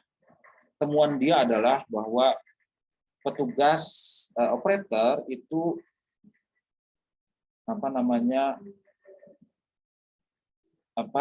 password dia memasukkan, dan password kan ada password operator dan ada password supervisor. Ya. Nah, temuan dia waktu itu password supervisornya dipegang oleh si anak buah si operator tadi. Harusnya nggak boleh, masing-masing Pak pegang. Ya. Kenapa ini? Ya, akhirnya ribut waktu itu kan, temuan kita dibahas di closing meeting. Akhirnya mereka keberatan, nggak bisa gitu Pak. Kenapa? Supervisornya ini sibuk, dia banyak yang diurus. Kalau dia cuma ngurus gitu saja, terbengkalai tugas lain. Ya. Itu kenapa sebabnya si anak buah dititipi, kamu dah. Tapi kan itu punya resikonya Pak, kami bilang. Apa resikonya? Ya, itu cuma transaksi sederhana kok, katanya. Boleh saja anak buahnya pegang. Yalah kalau gitu kan kita bisa bisa pahami, ya kan. Oke, kita nggak mau ributkan itu, tapi hati-hati ke depan Pak. Ya, ini punya risiko bahwa si anak buah mungkin bisa selewengkan itu transaksi kalau bosnya nggak tahu, ya kan. Tapi kebetulan waktu itu bukan transaksi penting ya, cuma transaksi ini apa namanya mengapprove permintaan pelanggan terkait dengan apa dulu saya lupa apa namanya itu perubahan data. Nah, perubahan data. Jadi kalau customer mau merubah data, ya kan dia harus ganti input, harus ada izin atasannya sebelum dia oke kan, ya kan. Kami pikir-pikir risikonya nggak terlalu parah juga, udahlah kita nggak usah ributkan masalah ini, ya kan. Kami tidak masukkan itu dalam apa namanya itu manajemen letter, ya. Saran untuk perbaikan itu nggak kami masukkan di situ khusus untuk hal ini. Cuman hal lain ada, ya kan. Jadi recommended action-nya harus kami masukkan kalau yang perlu seperti itu. Itu evaluasi, ya kan. Itu sudah melekat sebagai kerjaan kita sebagai akuntan. Ya. Kalau Anda bekerja sebagai auditor, sudah biasa melakukan evaluasi seperti ini. Tentu saja evaluasi yang baik tadi itu harus mempertimbangkan berbagai macam hal, kontingensinya, kriteria seperti apa. Nah, di dalam kasus juga seperti itu, ya kan. Nanti Anda belajar di mata kuliah audit mungkin, ada mata kuliah sistem informasi, ada seperti itu, kasus-kasus berkaitan dengan evaluasi. Ya. Termasuk evaluasi pengendalian internal, evaluasi sistem penerapan standar akuntansi misalnya, ya. Penerapannya apakah sudah betul menurut standar. Ya. Kemarin ada bimbingan saya di program S1 itu membuat evaluasi semacam ini, ya. Yaitu apakah perusahaan sudah menerapkan standar akuntansi yang berkaitan dengan impairment. Tahu impairment? Impairment itu penurunan nilai aset. Ya. Ada PSAK-nya di PSAK 48 berkaitan dengan aktiva tetap ada diatur di situ, ya kan? Untuk impairment untuk goodwill juga ada sendiri, ya kan? Cuman ini penelitian dia khusus karena masih S1, ya karena nggak paham juga. Lama saya ngajarin dia, ya kita fokuskan saja di aset tetap. Kenapa? Karena waktu COVID terjadi kemarin, ya kan, banyak perusahaan tidak bisa menjalankan operasinya secara normal. Asetnya banyak menganggur. Ya. Selama setahun saya tiap hari lewat bandara Samsudinur. Sedih saya lihat bandaranya. Ya. Pesawatnya nongkrong di situ nggak terbang-terbang. Sekian lama nggak ada penerbangan keluar kota. Ya kan. Saya tiap hari saya hitung 1, 2, 3, 6 pesawat nongkrong di sini. Begitu saya pulang, masih ada pesawatnya kurang 6, cuma 1 yang terbang. Saya berpikir sekian lama ini gimana perusahaan airline ini, ya kan? Kalau menurut standar akuntansi, kalau aset itu tidak digunakan berarti yang direncanakan semula tidak tercapai, ya kan? Misalnya beli pesawat tadi itu ya, umur ekonominya diharapkan misalnya 15-20 tahun, ya kan? Tapi dia kan menganggur, itu bisa terjadi penurunan nilai, ya.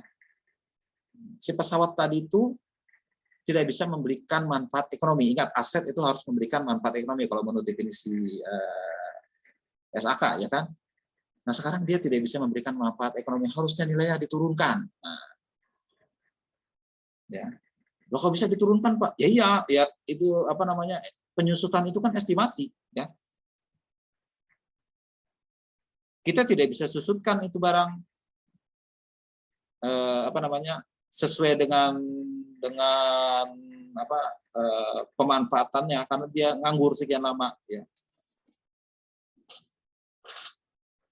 Jadi harus dihitung berapa impairment-nya, ya, untuk aset tersebut. Ya. Nah, coba kita review, saya suruh dia kan ambil perusahaan-perusahaan yang ada di luar negeri, perusahaan luar negeri ada yang melakukan impairment, ya kan, impairment untuk di Singapore Airlines, di Qantas di Australia, kemudian di Amerika ada juga. Jadi mereka menurunkan nilai pesawat itu. Kenapa diturunkan? Karena tidak lagi memberikan manfaat sesuai yang diharapkan waktu dia beli dulu. Harapannya dengan ini bisa kembali dalam waktu segini, asumsinya tiap tahun dia terpakai terus, ada aliran kas masuk terus. Ini sempat setahun waktu COVID kemarin tidak ada menghasilkan apapun, atau ada tapi sedikit sekali, tidak sesuai dengan prediksi semula. Nah, berarti prediksi estimasi semula harus direvisi, ya, dengan menghitung adanya penurunan nilai aset yang dipunyai sekarang. Karena yang kita akan peroleh dari aset ini di masa depan semakin sedikit, ya, karena umurnya sudah lewat, ya kan, sebagainya. Nah, Saya minta si mahasiswa ini, tolong kamu hitung di Indonesia seperti itu enggak? Ternyata enggak. Garuda Indonesia walaupun babak belur, ya kan, dia hanya menyusutkan sedikit, melakukan impairment sedikit saja. Ya. Perusahaan yang penerbangan yang juga ada tuh AirAsia juga menurunkan lebih besar dari Garuda justru ya. AirAsia terdampak ini menurunkan ini. Cuman kami nilai pengakuannya tidak terlalu agresif dan tidak jelas, ya kan. Kalau menurut PSAK itu kan jelas hitungannya, harus disandingkan antara nilai terpulihkan dengan nilai tercatat. Ya, apakah terpulihkan harus rendah dari tercatat, cari yang mana yang lebih rendah. Itu nggak dicantumkan di situ. Lalunya penjelasan pengungkapannya di dalam catatan laporan keuangan. Cuman kami dapat hitungan segini ini dasarnya apa, asumsinya apa, tidak dijelaskan di situ. Jadi pembaca atau user tidak dapat memperoleh informasi yang berguna dari keputusan manajemen melakukan impairment ini. Nah, itulah kesimpulannya dari penelitian dia, bahwa kita belum terlalu bagus dalam menjalankan syarat akuntansi yang berkaitan dengan penurunan nilai aset. Tidak jelas juga cara melakukannya. Ya. Nah, itulah yang utama di situ. Setelah saya baca-baca lagi, ternyata memang di beberapa negara yang tidak ketat penerapan akuntansinya itu tidak berjalan sesuai yang berjalan. Tapi kalau di negara lain yang ketat, itu di sana manajemen berani rugi, istilahnya berani secara konservatif, secara ini mengakui kalau memang itu rugi. Ya. Kita nggak berani. Ya. Ini lemahnya penerapan akuntansi di negara kita belum mencerminkan kondisi real perusahaan sebenarnya. Itu tugas Anda nanti meneliti lebih lanjut mengenai itu. Ya kan? Banyak penerapan akuntansi itu masih belum sesuai karena kita tidak terlalu longgar istilahnya, tidak strict dalam menerapkan itu. Efeknya apa? Menyesatkan bagi pengguna laporan keuangan sebenarnya. Oke, itu ya evaluasi. Oke, lanjut. Nah, kalau kasus itu berkaitan dengan problem diagnosis. Problem diagnosis itu maksudnya mencari tahu masalahnya ini apa. Ya. Pertama harus dulu didefinisi masalah kita ini apa. Ya. Misalnya masalahnya itu perusahaannya ini rugi sekian tahun, seperti yang saya bilang tadi. Berturut-turut rugi dari sejak 10 tahun yang lalu. Masih hidup juga perusahaan ini, perusahaan zombie. Apa sebabnya ini? Coba kita cari tahu. Ya, kita harus baca laporan keuangannya.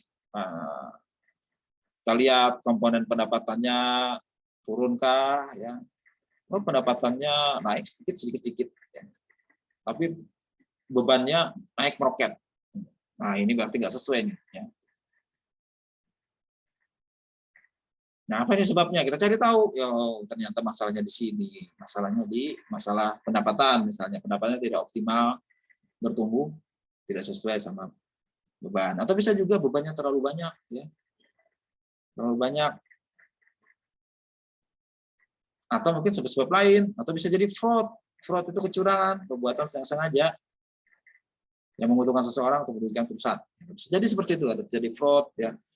Fraud bisa juga fraud laporan keuangan, yang kecurangan laporan keuangan terjadi karena dia sengaja memanipulasi laporan keuangan, tidak menuruti standar akuntansi demi untuk mendapatkan keuntungan tertentu. Nah, apakah bisa terjadi seperti itu? Ya. Ini sering mengelabui, ya susah kalau mengelabui ini, kelihatan aja perusahaan untung, padahal itu dimanipulasi, bisa jadi seperti itu. Nah, kita cari dengan analisis sebab akibat, causal analysis. Nah, kalau cause-nya kita cari tahu sebabnya kenapa, berarti kita membuat diagnosis. Diagnosis itu mencari tahu sebabnya apa. Atau kasarnya kalau dokter mencari tahu penyakitnya ini penyakit apa. Ya. Penyakit infeksi kah, berarti infeksi ada satu kuman tertentu yang masuk ke tubuh, yang mengganggu atau merugikan tubuh. Atau sebab lain karena kerusakan organ, ya, misalnya seperti itu. Ya. Atau sebab lain karena degenerasi atau penurunan kemampuan karena umur, seperti itu. Ya. Nah, kita di dalam perusahaan juga gitu, ya. Apakah perusahaan ini mengalami sebab ini? Ya, apa sebabnya itu karena dari manajemennya, atau sebab karena faktor eksternal yang di luar kemampuan perusahaan, bisa terjadi seperti itu. Ya. Misalnya kemarin ya kan banyak perusahaan startup katanya, ya banyak perusahaan startup rugi dan tutup. Padahal mereka dapat pendanaan segar dari venture capitalist, ya FVC. VC, venture kapitalis. Dapat dana sekian triliun, ternyata tutup. Nah, kenapa ini masalahnya? Padahal sudah bangga-bangga ini perusahaan startup punya aplikasi seperti ini, ternyata tutup. Ya. Nah ini apa nih sebabnya nih? Oh ternyata ada pemberitaan karena si manajemen tidak siap, anak-anak muda itu belum bisa punya pengalaman yang cukup, atau ada pertentangan, konflik di antara top manajemen atau timnya, atau kurang memahami bidang kerjanya, atau sengaja ada suatu fraud di dalamnya, bisa jadi ya kan. Nah, coba kita diagnosis sebabnya apa. Termasuk juga nanti kalau kita tahu angka pangkal masalahnya apa, kita bisa memberikan rekomendasi, ya, memberikan rekomendasi apa namanya yang kita harus lakukan apa.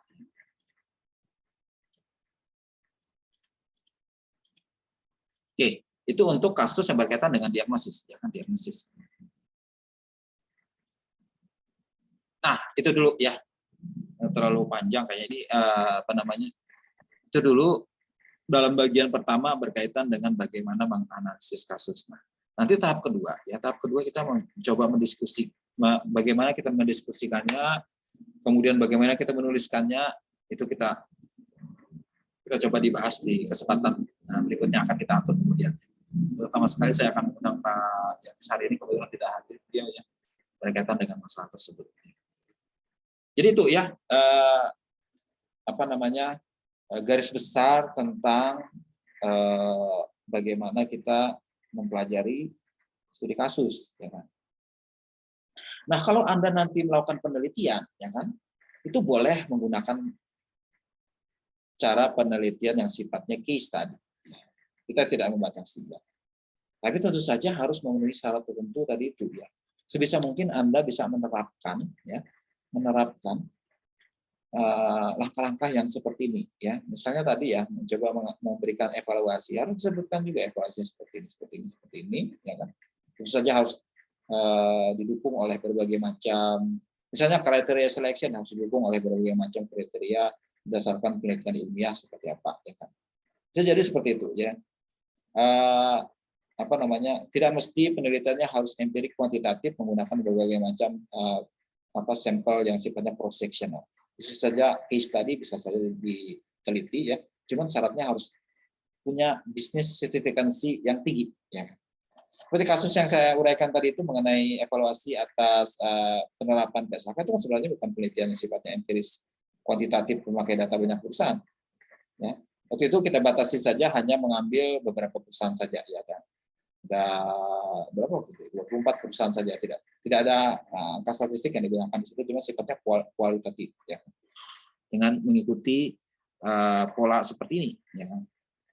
Pola seperti ini langkah-langkah digunakan dalam analisis evaluasi dalam rangka mencari evaluasi. Ya itu ya. Ada yang ditanyakan? Ya, sejauh ini?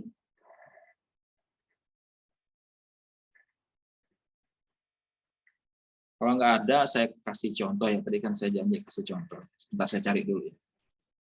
Cari dulu kasusnya.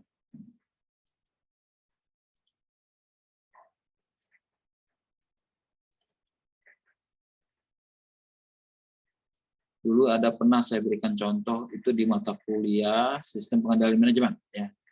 Sistem pengendalian manajemen itu kasusnya apa dulu ya? Sering jadi saya jadikan contoh. Saya lihat dulu.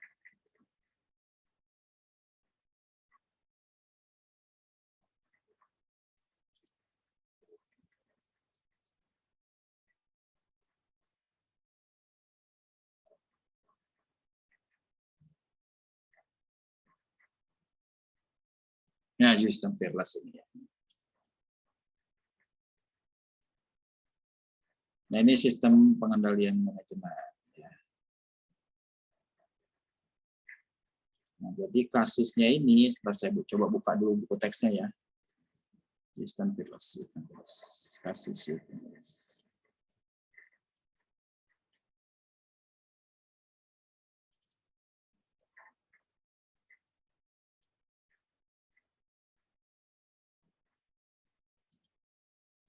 Nah, saya coba kasih contoh ya. Nah, jadi ini kasus ya, kasus nama perusahaannya Houston Peerless. Ya, ini untuk mata kuliah SPM ya kan. Ini fotokopian dalam bahasa Indonesia ya kan. Ini bahasa aslinya bahasa Inggris ya. Aslinya bahasa Inggris ada di buku teks ya. Nah, ini kan studi kasus ya. Ini kasusnya, kemudian di kasus ada uraiannya, kemudian ada data-datanya ya kan. Seperti yang tadi kita coba lihat secara cepat saja. Oh, ini ada ini bagian organisasinya. Oh, ada perbandingannya ini ya kan, seperti ini. Tidak ada laporan khusus ya. Cuman diuraikan saja. Seperti disarankan tadi, kita harus quick look, melihat depan dan belakangnya dulu ya kan. Kita baca ya kan. Bagian depan, nih paragraf pertama nih, pada akhir tahun 2000 MS Lee, Presiden Direktur sedang mempertimbangkan untuk membuat perubahan besar dalam sistem insentif penjualan perusahaan. Perubahan besar, nah kata kuncinya. Oh, dia sedang melakukan perubahan besar. Ya. Ini kutipan dari pembicaraan Mr. Lee ini, ya. Perubahan besar, ya. Kemudian lanjut ke sini, dengan kepribadiannya dalam pikirnya, Lee meminta anaknya James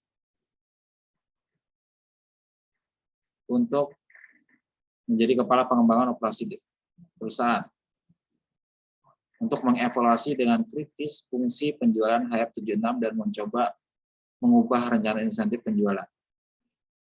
Dan James Lee berencana mempresentasikan sebuah proposal perubahan pada saat pertemuan penjualan perusahaan tahunan dilaksanakan tahun 2000. Oke, kita dapat gambaran di depan kan? Ada kata kuncinya di situ apa? Evaluasi katanya. Ya. Ini coba kata kuncinya tadi itu. Untuk mengevaluasi secara kritis fungsi penjualan dan mengubah rencana insentif penjualan. Evaluasi berarti kan ya. Oke, kita dapat clue-nya dari depan. Coba lihat belakangnya lagi. Coba lihat. Oh nih, bagian akhirnya adalah keprihatinan. MS dan James mempersiapkan untuk mempresentasikan proposal mereka sebagai rencana insentif penjualan yang baru pada pertemuan penjualan tahunan diselenggarakan pada ini. Tetapi keduanya sangat memprihatinkan. Mereka tahu bahwa perubahan sebesar ini jarang dilakukan, sehingga penting bahwa perubahan itu harus dibuat dengan tepat. Mereka akan menawarkan untuk membayar tenaga penjual mereka dengan uang lebih secara signifikan. Apakah mereka akan memperoleh nilai yang setidaknya dari seimbang dengan imbalan? Nah, ini ada pertanyaannya. Apakah mereka akan memperoleh nilai yang setidaknya seimbang dengan imbalannya? Dan bahkan lebih penting adalah apakah rencana ini dibutuhkan perusahaan untuk mendorong perusahaan berada pada kinerja yang lebih tinggi.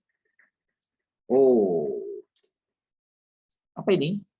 Berarti apa? Evaluasi, ya kan? Berarti ini salah satu bentuk skenario tadi itu, dia tidak ngambil keputusan, tapi evaluasi. Evaluasi apakah perubahan besar tadi itu sudah cukup baik atau sudah cukup sesuai enggak dengan kondisi perusahaan. Nah, ya kan? Balik ke tadi itu, evaluasi harus kita buat dengan, coba balik lagi tadi.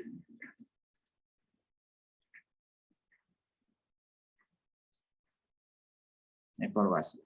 Nah, identifikasi subjek, buat kriteria seleksi, kemudian analisis berdasarkan kriteria tersebut, evaluasi keseluruhan seperti apa, identifikasi kontingensinya. Oke, identifikasi subjek. Nah, berarti dia sepintas tadi ya, kita tidak perlu dalam mempersingkat waktu saja bahwa dia membuat perubahan besar, ya, tapi ragu apakah ini bisa berhasil. Kita evaluasi apakah perubahan itu sudah bagus atau tidak. Ya, itu. Oke, ini saya coba sharing apa namanya, analisis kasus tadi, ya kan. Tugas pertama katanya identifikasi keseluruhan konteksnya, berarti kita memahami dulu konteksnya seperti apa. Kita buat pendahuluan, ya kan. Kondisi yang dihadapi, ya kita mempelajari masalah dulu, ya kan. Sebelum kita mengevaluasi, kita pelajari masalah dulu. Ternyata penjualan bertumbuh dengan lambat, laba tidak konsisten. Perusahaan ini memerlukan sesuatu yang lebih baik karena sedang memasuki pasar baru yang lebih kompetitif. Nah, kita coba cari tahu akar masalahnya kenapa, duduk perkaranya seperti apa ini. Ya. pertumbuhan penjualan lambat dan laba tidak konsisten terjadi karena kondisi pasar yang menurun. Kemudian usaha penjualan kurang maksimal. Kenapa kurang maksimal? Ini kan dari kasus nih, saya coba petakan seperti ini, ya kan? Kurang maksimal karena pengembangan pasar baru untuk produk baru bermasalah. Kemudian produk yang sudah ada pun berkembangnya kurang optimal. Nah, oh begitu masalahnya. Lanjut lagi, kita coba dalami lagi, ya. Usaha penjualan yang tidak maksimal tadi itu kenapa? Ternyata setelah kita baca dari kasus, ya, terjadi inkongruensi antara tujuan perusahaan dengan insentif penjualan. Perusahaan maunya seperti ini yang dilakukan oleh pegawainya, karyawannya. Oh, terjadi tidak kongruen, ya, tidak kesamaan tujuan tidak terjadi. Ya. Ini hasil dari kita mengamati evidence tadi, ya. Kita buat rangkaian kasus seperti ini. Kemudian struktur kompensasi yang berbeda untuk produk yang berbeda. Ini implikasinya timbul keluhan atas kesetaraan penjualan produk. Kemudian perakhiran penjualan tidak konsisten. Ya, ada apa ini? Ya. Timbul masalah karena ada bentrok konflik antara bagian penjualan dan bagian produksi katanya. Oke. Nah, coba kita cari duduk perkaranya, ya. Identification tadi itu, ya. Ini rumusan masalahnya kenapa? Ini kebetulan di dalam kasusnya ada pertanyaan semacam ini. Tadi tidak ditulis di sana, ya. Cuman si penulis itu memberikan pertanyaan seperti ini, ya. Supaya lebih spesifik. Kenapa manajer tidak suka dengan sistem insentif yang ada sekarang? Berikan evaluasi atas sistem yang ada sekarang. Apa penghalang untuk penerapan sistem baru? Apa ada yang perlu diubah dari sistem yang ada? Jadi evaluasi tetap perlu ada rekomendasi, ya kan? Dari hasil evaluasi tadi seperti apa? Nah, rumusan masalah, terus kita lari lagi ke belakang, latar belakang seperti apa, ya kan, perusahaan seperti apa, ya kan, sejarah perusahaan seperti apa, ya, supaya kita paham, ya, konteksnya seperti apa, ya. Jadi studi kasus itu mengajak Anda mendalami kasusnya ini seperti apa, ya. Studi kasus tidak bisa langsung dijawab, ya, seperti Anda mengerjakan mata kuliah akuntansi, ya kan, ini jurnal seperti apa yang harus Anda lakukan, enggak, seperti itu. Studi kasus yang nyata itu harus kita pelajari, bahkan dari sejarah perusahaan, budaya perusahaan, filosofi perusahaan, strategi perusahaan harus kita bahas supaya kita tahu konteksnya seperti apa, ya. Bukan konteks free, ya kan. Bagian organisasi ternyata seperti ini. Oh, ternyata ada yang mengurusi internasional, terbagi melalui beberapa divisi, ya kan. Dan ini kita pelajari juga kondisi operasional seperti apa, ternyata beda, ya, laba kotor atau 20%, tapi bervariasi di masing-masing divisi. Ya.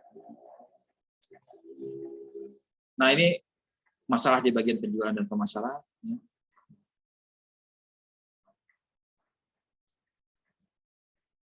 Dan ini kita coba petakan masalahnya berdasarkan divisinya, produk pelanggan seperti apa, dan bagaimana sistem insentif yang ada. Ya. Ini kebetulan dalam konteks kasus kita ini dalam konteks waktu kita mempelajari sistem pengendalian manajemen berkaitan dengan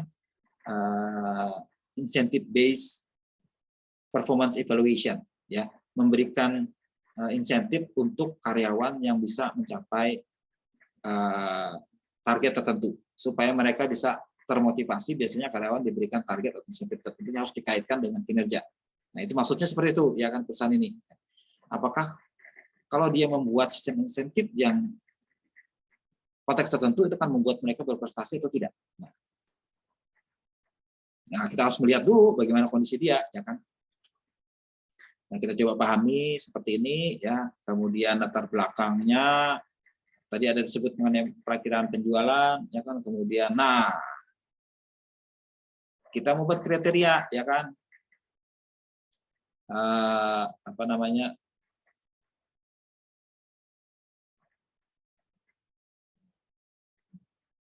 Memang di sini, ya, memang di sini saya tidak menuliskan selection kriteria, ya kan. Cuman secara implisit sebenarnya waktu membahas kasus ini, waktu mempelajari konsep ini, saya waktu itu ada dibahas mengenai kriteria tertentu, ya, bahwa persyaratan tertentu, ya. Apakah Ini kriteria yang di depan tadi yang saya bilang tadi ya. Yang ini harus jadi kriteria ya. Tadi ada yang bulat-bulat ini apa timbul masalah influensi dan segala macam ini kriteria dasarnya karena kita melihat akar masalah sebagai kriteria. Ini kriteria yang kita pilih, ya kan? Ini kriteria yang kita pilih. Itu digunakan untuk melakukan penilaian.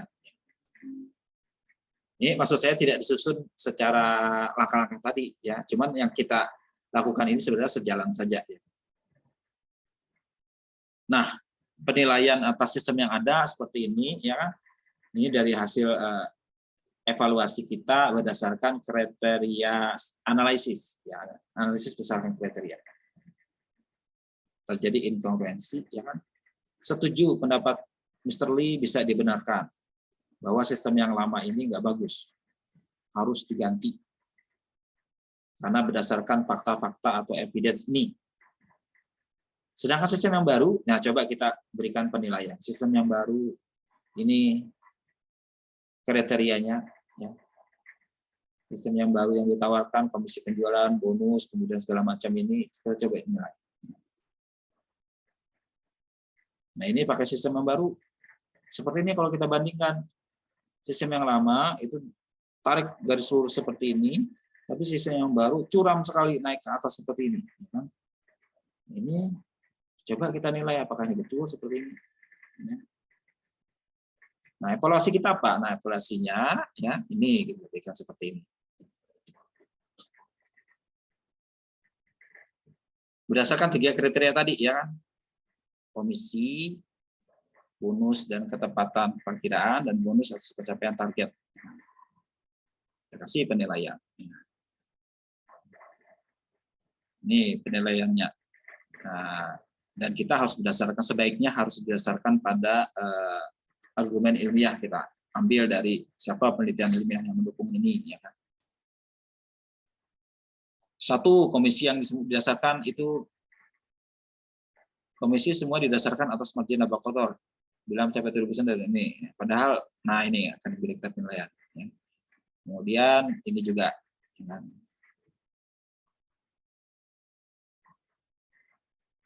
Nomor 3 berkaitan dengan komisi yang diberikan tidak sesuai tingkat ketidakpastian oleh putusan. Nah, kita coba beri penilaian, ya beri penilaian kalau kita kaitkan menurut contingency tadi, ya kan? Tidak sesuai dengan tingkat ketidakpastian dalam siklus penjualan pada industri bersangkutan.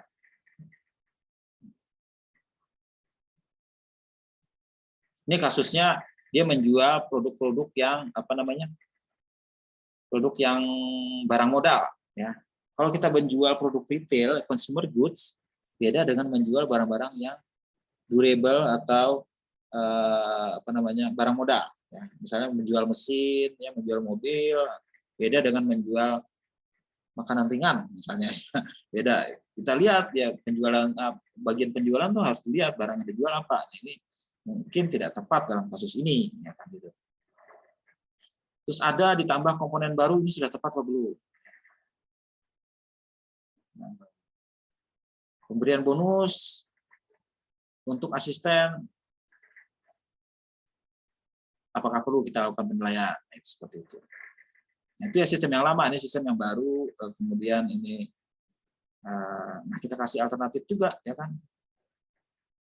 Nah, ada alternatif opsi lain. Jadi dalam evaluasi, karena di sini kita menuntut komprehensif, kadang-kadang tercampur-campur antara memberikan rekomendasi, ya kan?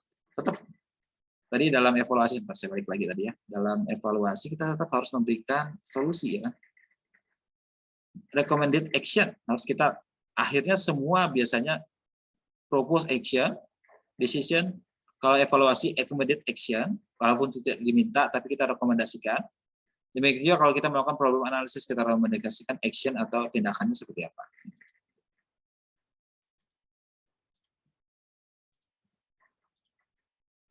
Nah ini ya kita coba pahami alternatif seperti apa dalam rangka kita memberikan solusi yang diusulkan. Maka recommended action, ya recommended actionnya seperti ini. Pemberian komisi dirubah, ya hal-hal yang perlu dirubah apa? 1 ini, 2 ini, 3 ini, 4 ini, 5 ini, ada 5 ya. Nah rekomendasi akhir ya kan? Rekomendasi akhir adalah ini. Ini tadi itu usul ya usul. Usul ini maksudnya alternatif, ya, alternatif kita bisa buat secara lebih konkret dalam bentuk rekomendasi. Rekomendasinya usaha manajemen untuk memperbaiki sistem yang perlu didukung. Oke, dia merubah perlu didukung karena sistem yang baru ini efektif memperbaiki konvergensi insentif dengan syarat. Namun usaha perbaikannya perlu memperhatikan kondisi dan jenis produk yang dijual. Nah, usulan sistem baru dengan mendasarkan pada probabilitas margin kotor tidak sesuai, sehingga alternatifnya perlu dipertemukan sebagai gantinya. Gantinya apa? Gantinya adalah komisi penjualan berdasarkan pengelompokan produk. Ya, ini hampir mirip sebenarnya dengan kasus yang tadi saya ceritakan. Saya mengusulkan ini juga, ternyata dia nggak mau. Saya suka berpikir kita jangan menggampangkan sesuatu. Ya, maksudnya misalnya produk itu kan ada macam-macam, jangan dipotong rata semua, kita bikin saja. Nah, ini juga diterapkan di sini. Jadi ada produk yang merupakan produk inti dan ada produk strategis. Nah, itu beda-beda perlakuannya. Nah, coba seperti itu dilakukan. Nah, ini ada juga macam-macam ya, jadi itu rekomendasi yang kita usulkan. Nah, semacam ini contohnya yang saya sharingkan ini ya, bahwa kita dalam kita menganalisis, ujungnya adalah kita memberikan rekomendasi. Karena itu yang diharapkan dari kita ya, sebagai seorang manajer atau konsultan atau praktisi yang berkaitan dengan hal-hal bisnis, selalu diminta apa rekomendasi. Kita harus meyakinkan, ya harus meyakinkan, karena beradu pendapat. Nah, supaya kita lebih meyakinkan, asahlah dalam kelas diskusi kelas itu, ya. Diskusi kelas sehingga benar-benar matang. Nah itu, ya. Itu contoh ya, contoh. Sekali lagi saya bilang jawaban saya tadi belum tentu benar, ya. Cuma dalam konteks kondisi tadi itu ya yang bisa masuk akal, bisa kita berikan berdasarkan evidence atau bukti yang ada dalam kasus itu, ya kan? Jadi kita harus humble dalam hal ini, harus respect, ya kan? Kita belum tentu memberikan jawaban benar. Ya. Tapi di dunia nyata pun kita nggak punya patokan yang benar apa kita benar apa tidak terbukti kemudian setelah kita melihat hasil akhirnya, ya kan? Dalam kondisi apakah yang usulan kita itu ternyata berapa tahun kemudian terbukti bagus, ya kita lihat perjalanan waktu kemudian. Yang tidak bisa langsung instan kita nilai itu bagus atau tidak. Ya. Tapi yang bisa kita berikan adalah seperti itu. Dan itu juga diharapkan dalam kasus yang kita adakan ini, ya kan? Kemampuan kita dalam kita meyakinkan pihak lain tentang solusi yang ditawarkan. Oke, itu ya gambarannya, salah satu gambarannya tentang bagaimana studi kasus dilakukan. Ya.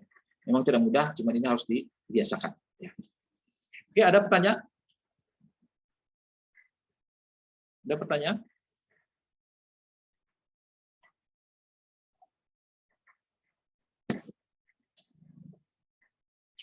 Bisa dipahami nggak apa yang saya sampaikan?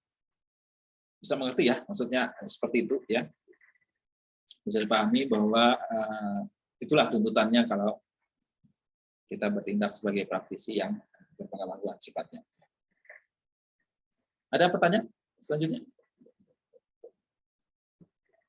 Ya, jadi yang kita pelajari hari ini hanya satu bagian, ya kan? Satu bagian, hanya mempelajari tentang satu skill yang diharapkan, yaitu menganalisis kasus. Bagaimana mengkomunikasinya dalam bentuk tulisan dalam diskusi kelas, dan bagaimana menuliskannya nanti di topik bahasan berikutnya. Ya. Kita hanya menjadwalkan di jadwal Anda sekalian baru hari ini ya, dan tidak ada pertemuan untuk untuk pertemuan berikutnya belum kita jadwalkan, karena jadwal Anda sudah padat di mata kuliah yang lain. Kita cari waktu nanti, karena mata kuliah ini cukup fleksibel saja, kapan Anda punya waktu kita bisa sampaikan. Ya. Kalaupun tidak ada waktu, nanti mungkin ada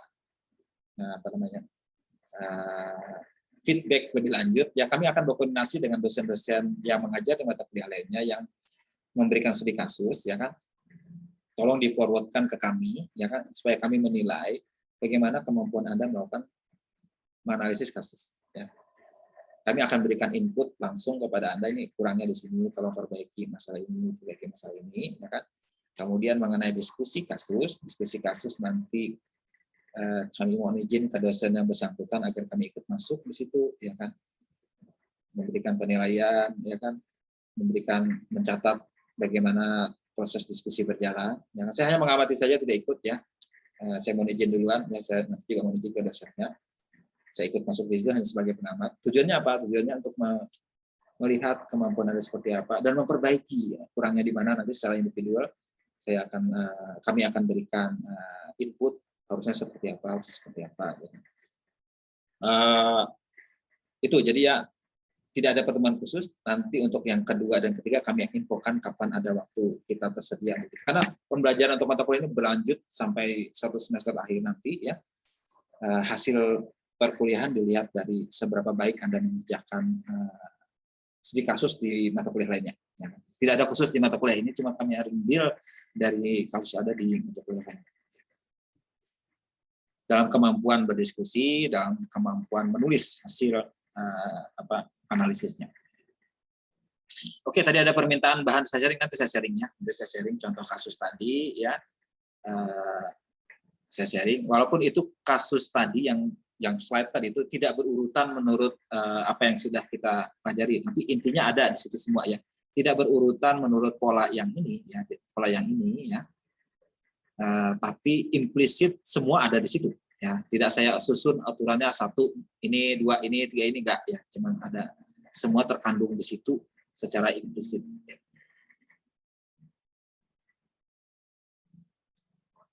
Ya, itu ya. Ada pertanyaan sebelum saya akhiri? Mohon maaf sudah 10:30 ini. Ya, ini kuliah perdana hari ini. Besok kalian sudah ada kuliah lain ya. Jam 2 sudah ada dengan Ibu Gemi, kalau nggak salah Ibu Gemi dengan Pak Sulis jam 2, kemudian jam 4 dengan saya dengan Bu Erna, jam malamnya dengan Pak Jumil. Malamnya sudah ada. Lanjut minggu depannya lagi, hari Jumat nanti ada 2, ya kan, hari Jumat minggu depan ada 2 mata kuliah, etika 1, satunya lagi statistik ya, statistik multivariat. Oke, ada pertanyaan sebelum akhir?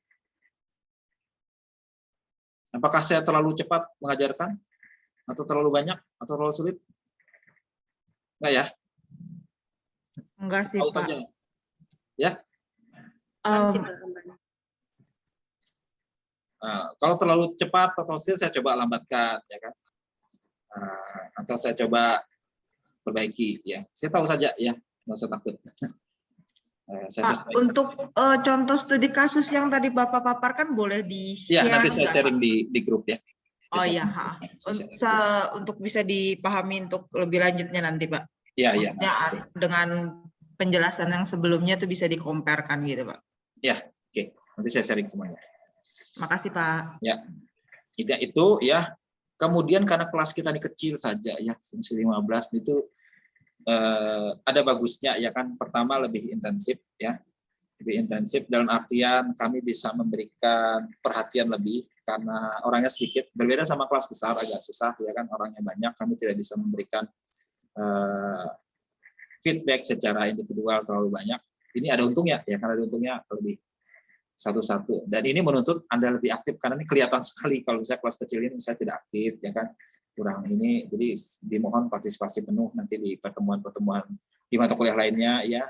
Selain mata kuliah ini masih saya lebih diinginkan. Kami akan banyak berkoordinasi dengan dosen pengajar lainnya supaya gimana membuat kelas ini lebih baik interaksinya, ya kan?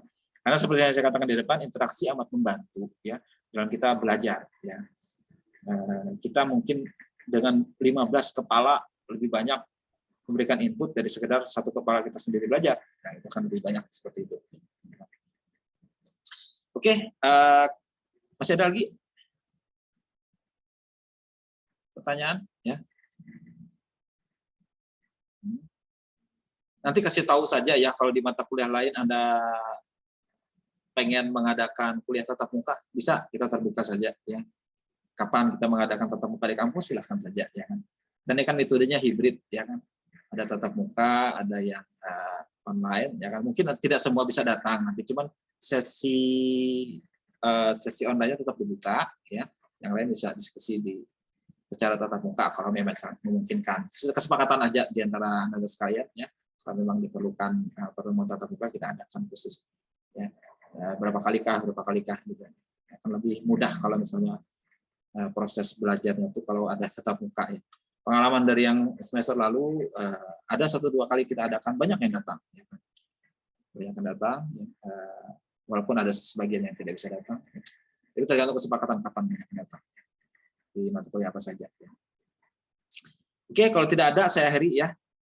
Terima kasih banyak atas perhatiannya hari ini ya kan. Mohon maaf bila saya terlambat memulai kelas dan juga terlalu cepat mengajarkan, kalau ini mohon maaf ya. Cuman maksud saya supaya kita bisa fullkan di pertemuan pertama ini. Kalau ada apa-apa sampaikan saja ke saya ya. Kalau ada pertanyaan, bingung dan sebagainya bisa sampaikan ke saya baik di Japri maupun di grup yang ada kita punya ini. Kita akan diskusi banyak tentang mencari waktu kapan kita mengadakan pertemuan paling tidak 2 kali lagi ya, 2 kali lagi untuk bahan selanjutnya di mata kuliah ini. 2 kali saja lagi sudah cukup sebenarnya. Dikombinasi dengan saya bilang tadi ada semacam input dari hasil diskusi kasus di mata kuliah lainnya. Oke, terima kasih banyak. Selamat malam, selamat istirahat. Sampai ketemu besok ya. Pak. Terima kasih, Pak. Terima kasih, Pak. Sama ya. Oke, saya akhiri ya. Ya, siap, Pak.